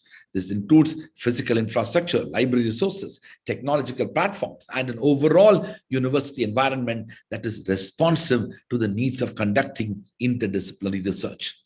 Third, there is a critical need to allow researchers to push disciplinary boundaries in order to promote innovative, interdisciplinary, and socially relevant research that serves the needs of the country in particular. In fact, the theme of today's conference resonates well with the idea of interdisciplinarity, law and social sciences. In fact, law schools have a very big role to promote ideas of social sciences research into their institutional policy, but also encourage faculty members to pursue that. The fourth aspect, which is absolutely critical for a university, is a transparent admissions process. I don't need to tell about this to all of you. I think the fundamental credibility of an institution rests on this. Issues relating to influencing admissions process has been a major challenge for a long time. No country in the world, including where the best of the universities are located, United States to India or any other parts of the world, are no exception to this challenge that fundamentally undermines the trust, the legitimacy and credibility of universities, and hence they need to focus on a transparent admissions process. The other aspect that I think is something which we need to spend some more time is internationalization. Today, we are increasingly living in an interdependent world. Internationalization has become a core aspect of university governance. They lie at the heart of institution building, developing international networks and collaborations with leading universities, not only for the purpose of giving opportunities for students, but also partnerships and research in pedagogical innovation, in dialogical interactions on new areas of research. All of this contributes to the learning both inside the classroom and outside. The view of international education as a means to greater cross-national understanding has been a powerful political and socio-cultural rationale. In fact, the mobility of students and faculty members from certain parts and regions of the world to other parts of regions have significantly contributed to the advancement of research. But however, I do believe that this movement that has been historically from the east to the west, from the south to the north, it's important for us to change and rethink that as well. There is a need for creating opportunities in which internationalization becomes something that universities and students from different parts of the world can relate to. For universities, internationalization has to go beyond the creation of networks that enable collaborative activities and international education in the increasingly interconnected and complex spaces that will define the work and lives of university graduates over the coming decades. It is essential that higher education institutions provide opportunities and enabling environment that foster creativity, encourage innovation, promote interdisciplinary thinking, and prepare students with collaborative skills in a diverse international environment. Exposure to non-local cultures, traditions, and environments through internationalization of university functions is a strong approach to complement existing mechanisms to spur the holistic development of programs and delivery methods in universities. The sixth aspect is so critical for the future: hiring of outstanding faculty as inspiring teachers and prolific researchers. I don't want to dwell at length at this, but the most important aspect of any great institution is the ability of its faculty to influence research, but also the young minds through their inspiring teaching, but also their prolific writing as well. In my paper that was submitted to the conference organizers, I dwelt a bit more longer in that. The seventh is building a culture of research and scholarship. I strongly believe that building a culture of research and scholarship and publications lays the foundation across, possibilities for thinking and promotion of new ideas. Research in every discipline in the arts, humanities, sciences, and social sciences can have a profound impact on our society and beyond. Indifference and complacency to research has unfortunately led to the inability of universities to produce knowledge that can impact policy, produce innovation, or for that matter, provide solutions to social, economic, and political problems that affect the society at large. Universities ought to become fertile avenues for generation of ideas through research and publications. Rigorous research in all fields of inquiry is critical to society, as it is expected to respond to new problems for which old solutions and perspectives may not be helpful. Research produces knowledge that gives clarity on the basis of an informed and deeper and at times nuanced understanding of the issues involved. The creation of enabling research platforms helps scholars and researchers to reflect upon issues in a critical and coherent manner. For this to happen, the recruitment and retention of talented and accomplished faculty members is essential. Faculty and research are the fulcrum around which world-class universities are built. The aspiration to have such universities for all of us need to address this issue. Let me move to this eighth point, which is about accreditation and rankings and benchmarking. I think the world of university higher education system, has moved significantly in this direction. More and more institutions are conscious of the fact that they need to get accredited. They need to benchmark themselves with universities around the world. One can discuss and debate about whether rankings are a good thing or not, but so long as accreditation and rankings and benchmarking helps the university to fulfill its own mission and goals and aspirations, and is able to provide internal mechanisms for assessing quality and seek accountability to a large extent, that should be the focus of all these aspects as well. Ninth aspect, I think, is something which all of us need to be conscious of in a world which is becoming more and more complex, which is about promoting diversity, inclusion, and accessibility. Diversity is identified as a congregation of identities, perspectives, experiences, backgrounds, ideas, approaches, and orientations in the increasingly multicultural, plural environments that we now live, the concept of diversity will be varying. But the point that is important to assess is, recognize is that universities have opportunity to promote the diversity, create opportunities for inclusion, and actually, promote accessibility that will enable students to have this experience. For higher education institutions across the world, contemporary challenges pose an existential question. How must we approach the process of educating students for the 21st century world? In addressing this, the transformative influence of education is central. An academic, learning, and residential environment that consciously promotes openness to differences in ideas and orientations is essential. A working environment that disincentivizes antagonistic responses to differences and variations is also important. In this 21st century vision, diversity and inclusion are not expected to need active reinforcement as workforces and student bodies become increasingly and naturally plural.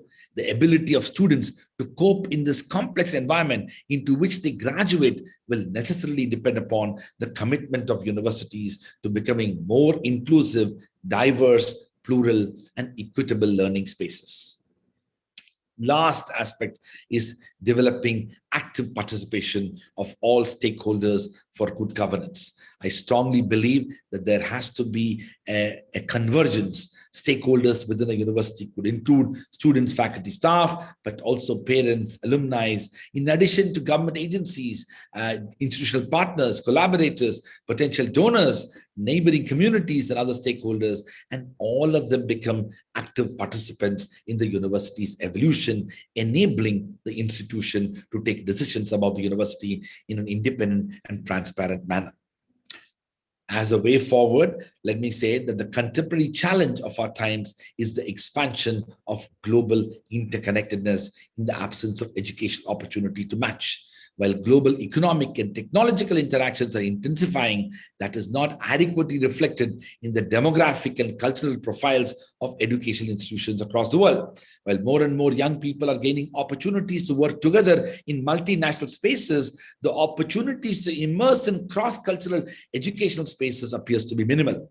This is particularly acute in developing societies, given the shortage of resources, historical experiences, fragile policy frameworks, and weak institutional capacities.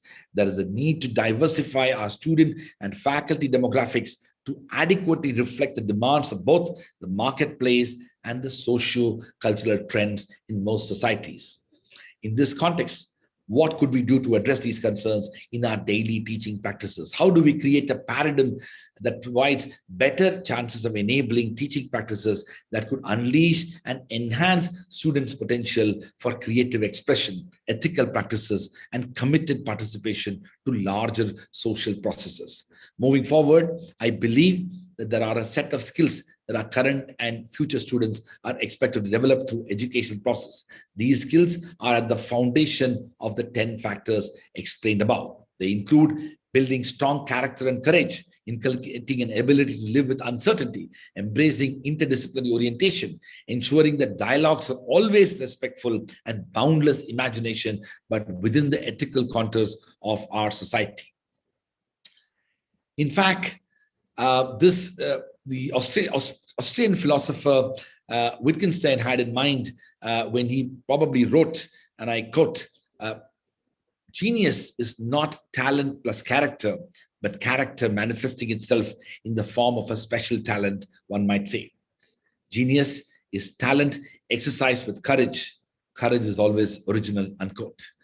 So we have to want to ensure that such an orientation towards building character and courage is emphasized in the opportunities we provide for our academic development.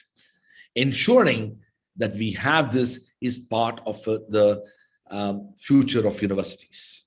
The COVID-19 pandemic has exacerbated many of the existing challenges. But in a time of uncertainty like this, we need to develop a meta-eye to re-examine our own thoughts and actions.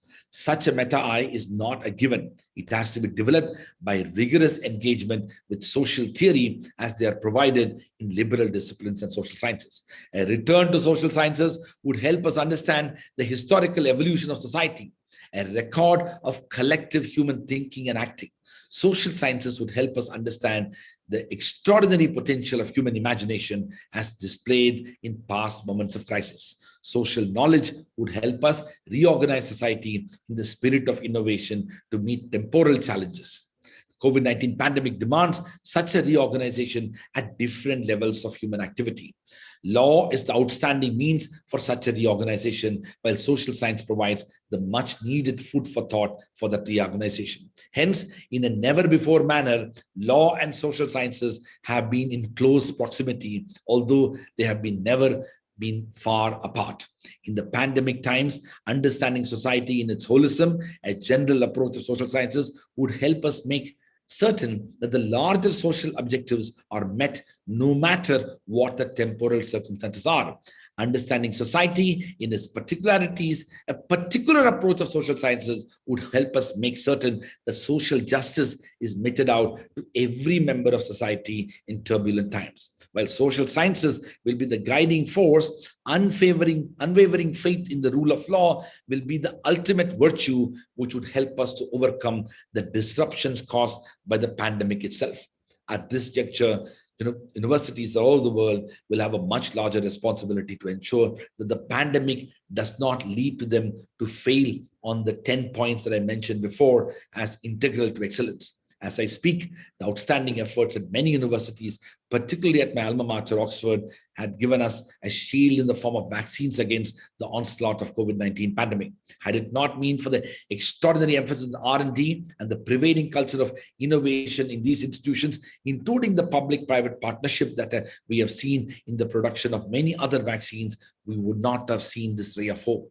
As much as the potential of natural sciences as a discipline helped us get the vaccine, I sincerely hope that the constitutive potential of social sciences would make it available to every member of society, upholding the ideals of equity and justice. Considering the state of higher education all over the world during the COVID-19 pandemic, and further considering the role of higher education in social production, we need to put in best efforts to reclaim our university experiences. I conclude with the optimism that in building the post-pandemic world, universities will join hands to pool in their knowledge and resources for the welfare of every member of society. In that process, social sciences will provide us the imagination and law the tool. I also echo the clarion call of Henry Wadsworth to humanity as I find his optimism deeply inspiring. And I quote, "Let us then be up and doing with a heart for any fate, still achieving, still pursuing, learn to labor and wait." Thank you very much. Thank you very much, Professor Kumar, for sharing with us your optimistic perspective and invaluable insight on the higher education beyond this pandemic. Our next speaker is Mr. Saud Asif, who is a legal advisor at law firm Q Legal in London and a master's student at Queen Mary University of London. The title of his speech is Artificial Intelligence and its Impact on Intellectual Property. But it seems like Mr. Saud Asif is having some troubles to joining our conference. So in the meantime, let's now proceed to our Q&A session. So I would like to ask our audience either to unmute themselves and pose their questions to our speakers, or write their questions in the chat box.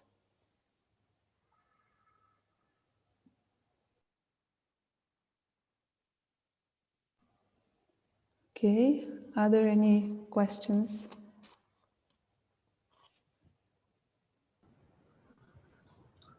Can I ask a question? Yeah, sure, please.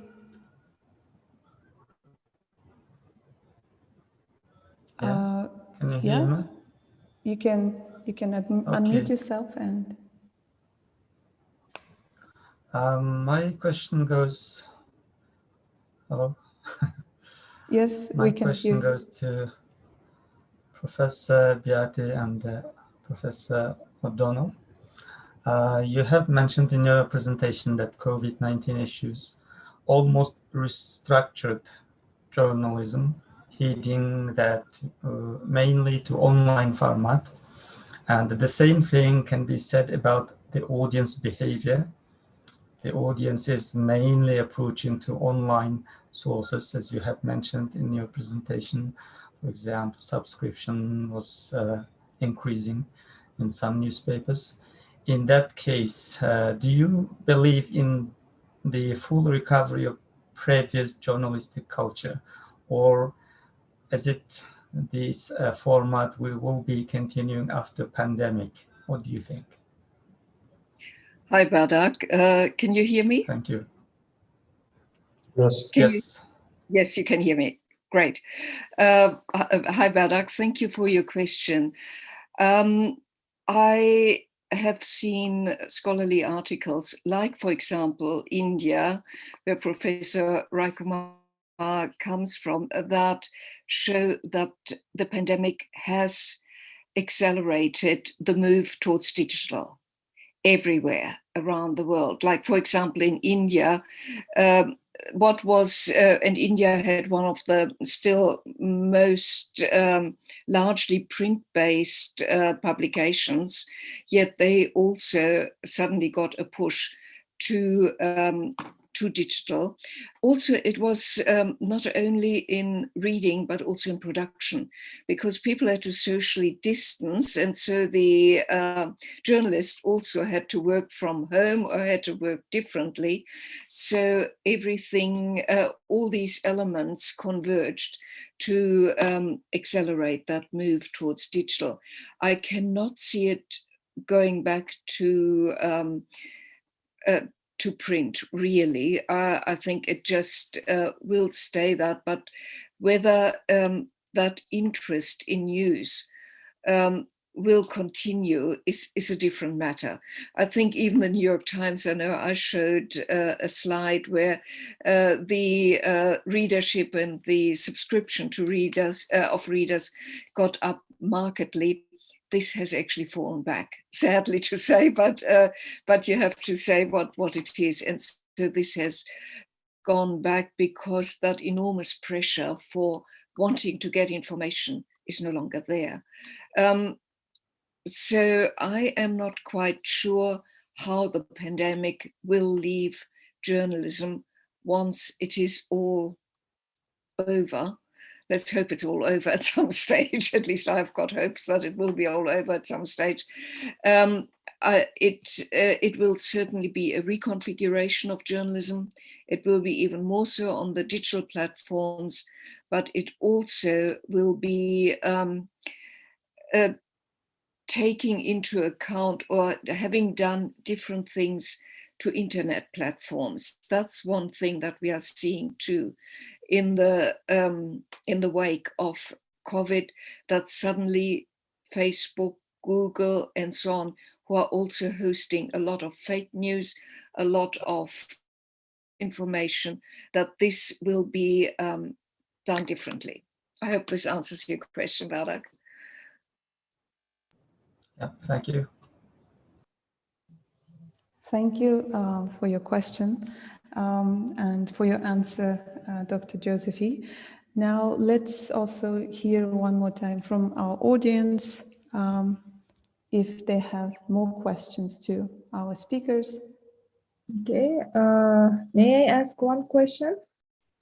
Please go ahead. So my question goes to Professor Shamila Oglu.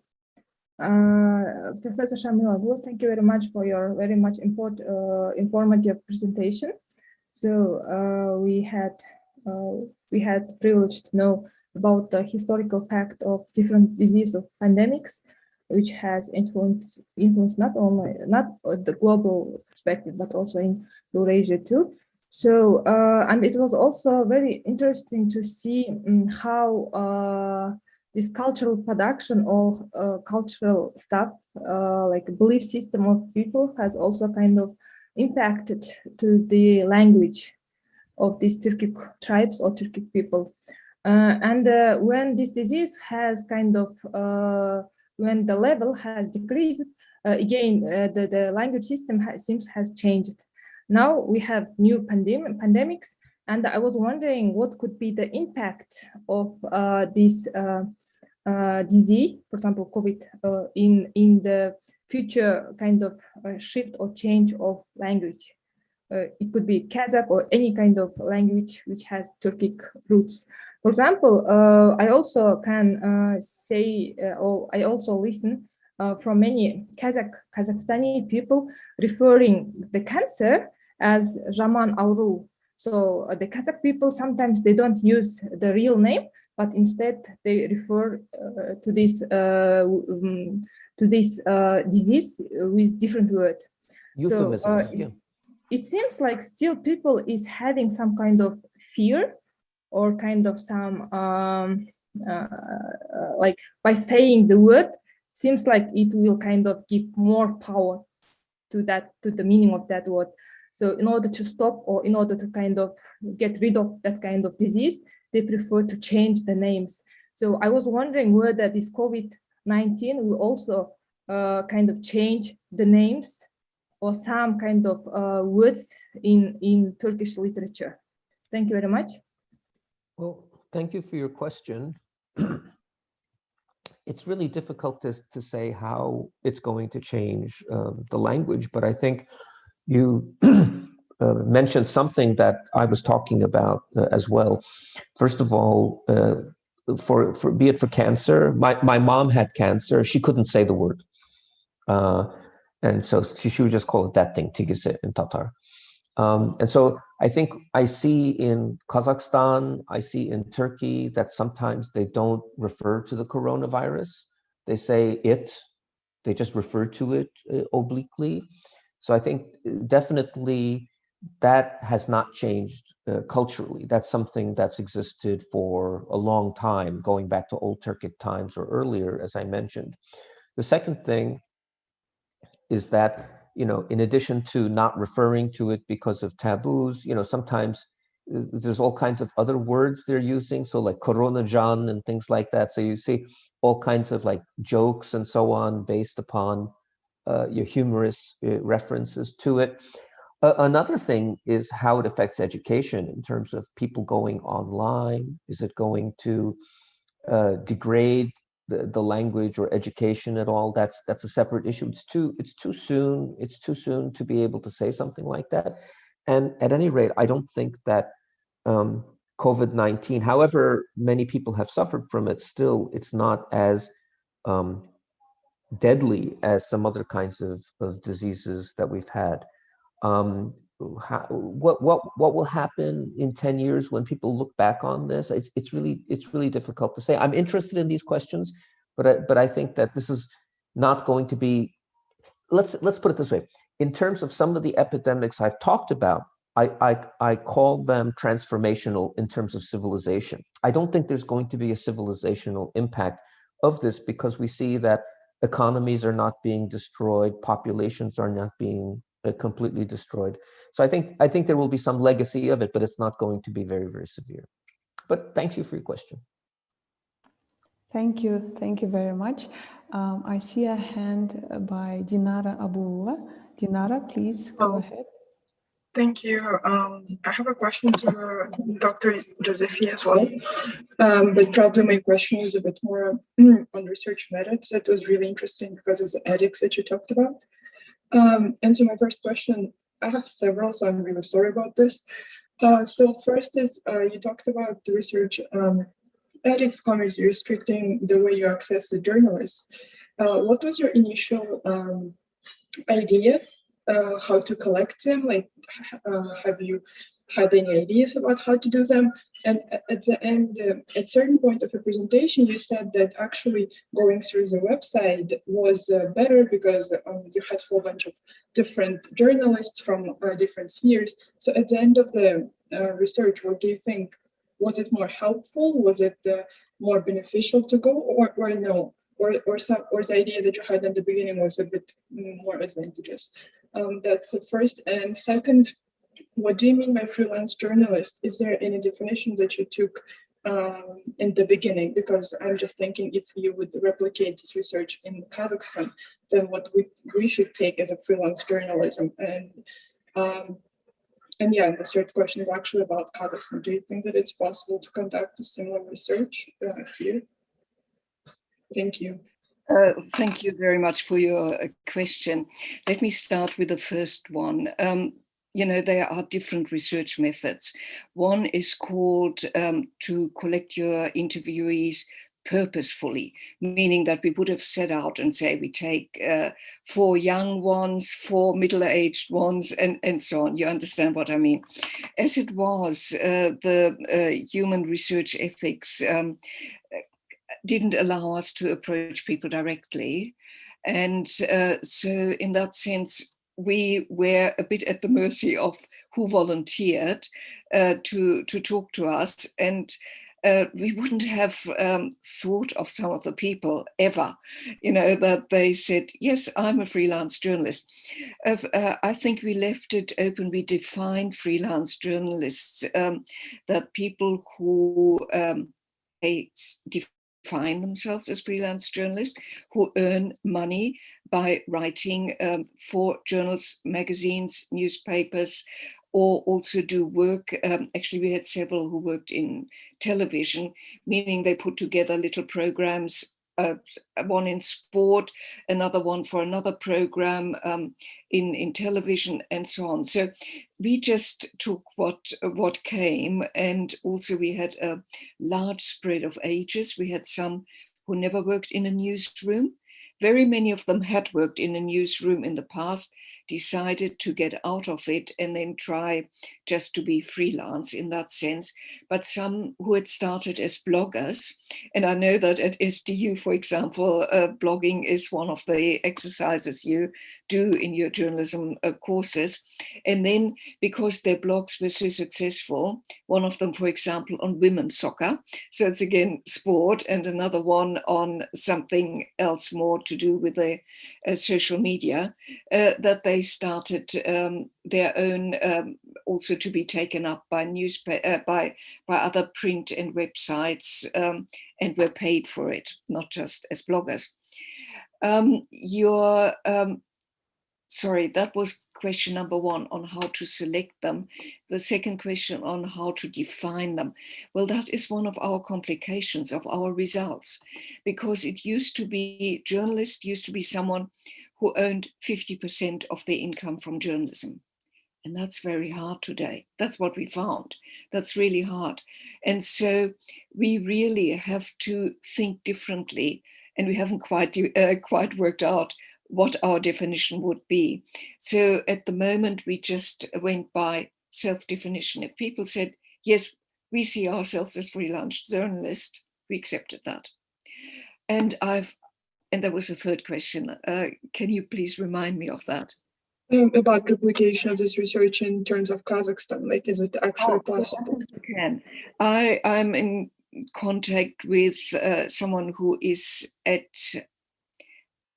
KIMEP, I think it's called. I hope that's correct.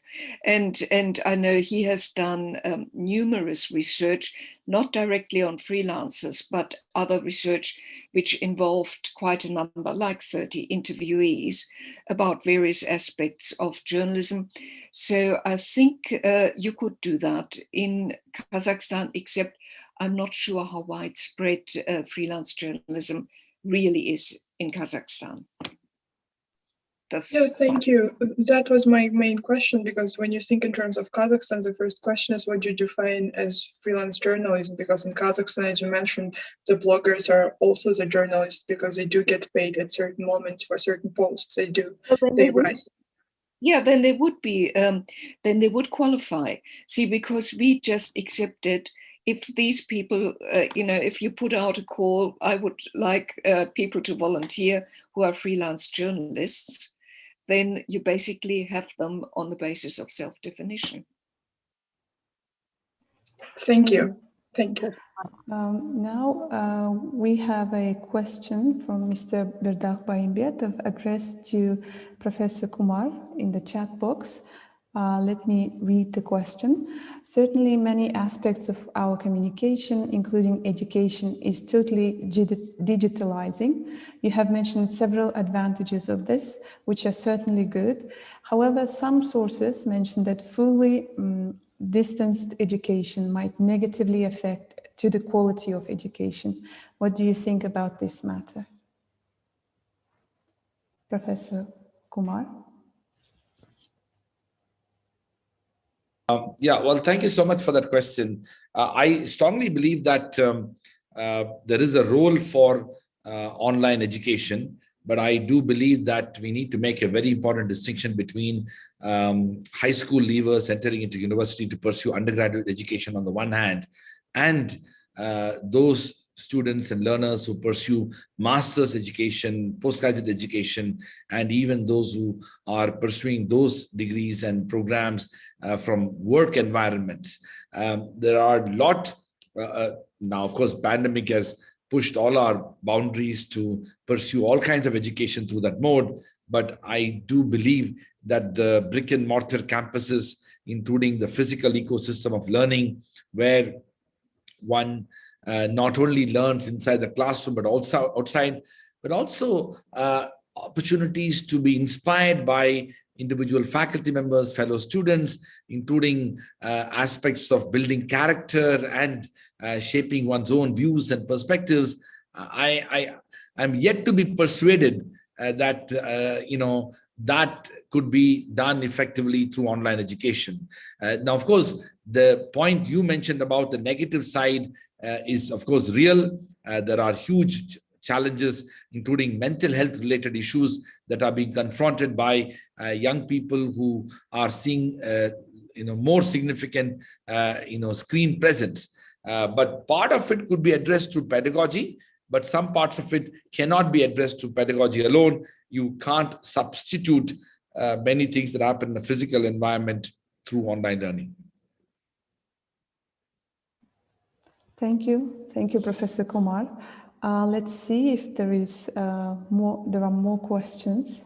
Let me check the chat. I think we can take one more final question, if there are. Қайырлы күн, барша жұртқа. Мен сұрақ қойсам қалай қарайсыздар?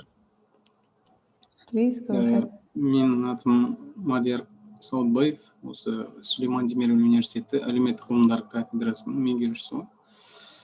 Мен осы білім беруге қатысты бәлкім профессор Рачкумарға болу керек. Басқалар да жауап бере алса жақсы болатын еді, әсіресе біздің университеттің ректоры Қуаныш мырзада.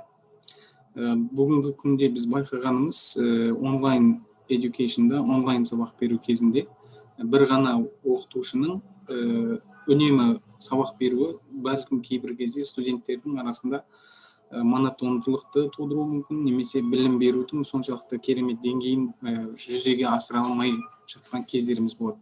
Сондықтан кейбір сабақтарда, кейбір дәрістерде екі оқытушы ретінде, шоу ретінде ұйымдастырып өткізетін форматқа өтуіміз мүмкін бе? Осы пандемияның арқасында онлайн education'ды студенттерде жанды тірі ұстап отыру үшін және жақсы білімді беру үшін осы екі оқытушы бірге отырып берілсе қалай болады? Бұндай практиканы мен өзім Adobe'дің YouTube'дағы нелерін көрдім. Сол кезде бір нәрсені түсіндіруде екі оқытушы бір-біріне сұрақ қою арқылы және соның қолданысын көрсету арқылы көрсететін аудиториямен жақсы байланыс болады. Сол сияқты бүгінгі күнде осындай бір жаңалық келуі мүмкін бе? Бұл жүктемеге қатысты болуы мүмкін, немесе басқа да нәрселерге қатысты. Қалай ойлайсыздар? Рахмет, егер сұрағым түсінікті болса. I hope that our speakers could hear the question in English, because there is a translation function here. Could you hear it in English? I'm sorry, I didn't. Professor Kumar, please unmute yourself because I said I couldn't hear the question in English. Sorry about that. It was a question that I there heard is him a mentioning my sound name. problem. I cannot hear you personally. Can you hear me? Yeah. Okay, I did not hear the English version of the question. The only place I heard was my name was mentioned. But if somebody can give me if I was supposed to answer the question, if you can the question in short was, what if you had, in the interest of having a more interesting class and less of a monotone class, of having a format in which it's not one teacher but two teachers, and it's more like a question and answer session, or perhaps like a talk show. He didn't mention that, but so, you know, to have that kind of interaction back and forth between two speakers. Yeah, well, would that be more interesting? Yeah, listen, those are absolutely going to be more interesting than monologues. And in any case, most faculty members who are pursuing online education are using different types of pedagogies. They are using short films. They are using, other types of graphics in it. They're using quizzes and responses and things like that. All of that will indeed make the online learning better than what it is. But I still think that undergraduate education in particular, for a large number of people, the physical ecosystem that a university provides may not be able to be replicated in an online setting.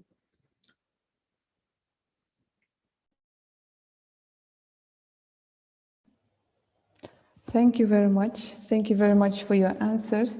That was our final question. I wish we could have more time for our Q&A session. And in general, I wish we had this conference face-to-face here at our campus, but maybe next time. So thank you very much, dear speakers, distinguished guests, for sharing with us your invaluable knowledge, your research observations and your perspectives. I believe that we learned a lot. So we can give you final words. If you want to speak, please go ahead.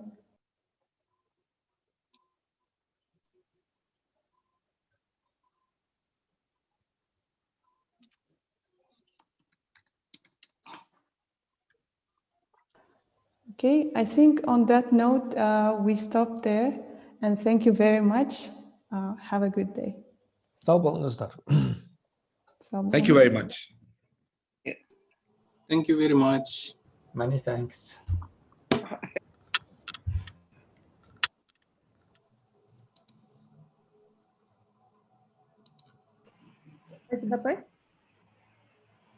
Yeah. Өзіміз отырып шай ішейік деген сияқты. Жақсы апай, күшті болды. Бәрекелді. Рахмет. Хабарлап жүрсің. Осы жерде хабарласам болады. Нені ютубтың трансляциясын өшіре салуға болатын сияқты негізі осы жерде. Қазір өшірем. Мадияр ағай, сұрағыңызға рахмет. Неге жалғасады, айта салсаңыз, апай. For our remaining participants, our parallel sessions will continue from 2 o'clock. So please try to join your respective sessions through your Zoom links that are indicated in the program. Thank you very much for joining. Аудармашы ағайларымыз Диар ағай мен Адилжан ағайға да өте көп рахмет. Өте жақсы, уақытлы үлгеріп ілеспе аударма өте қиын, түсінеміз, бірақ өте жақсы болды. Рахмет. Түстен кейін кездескенше. Рахмет, сау болыңыздар.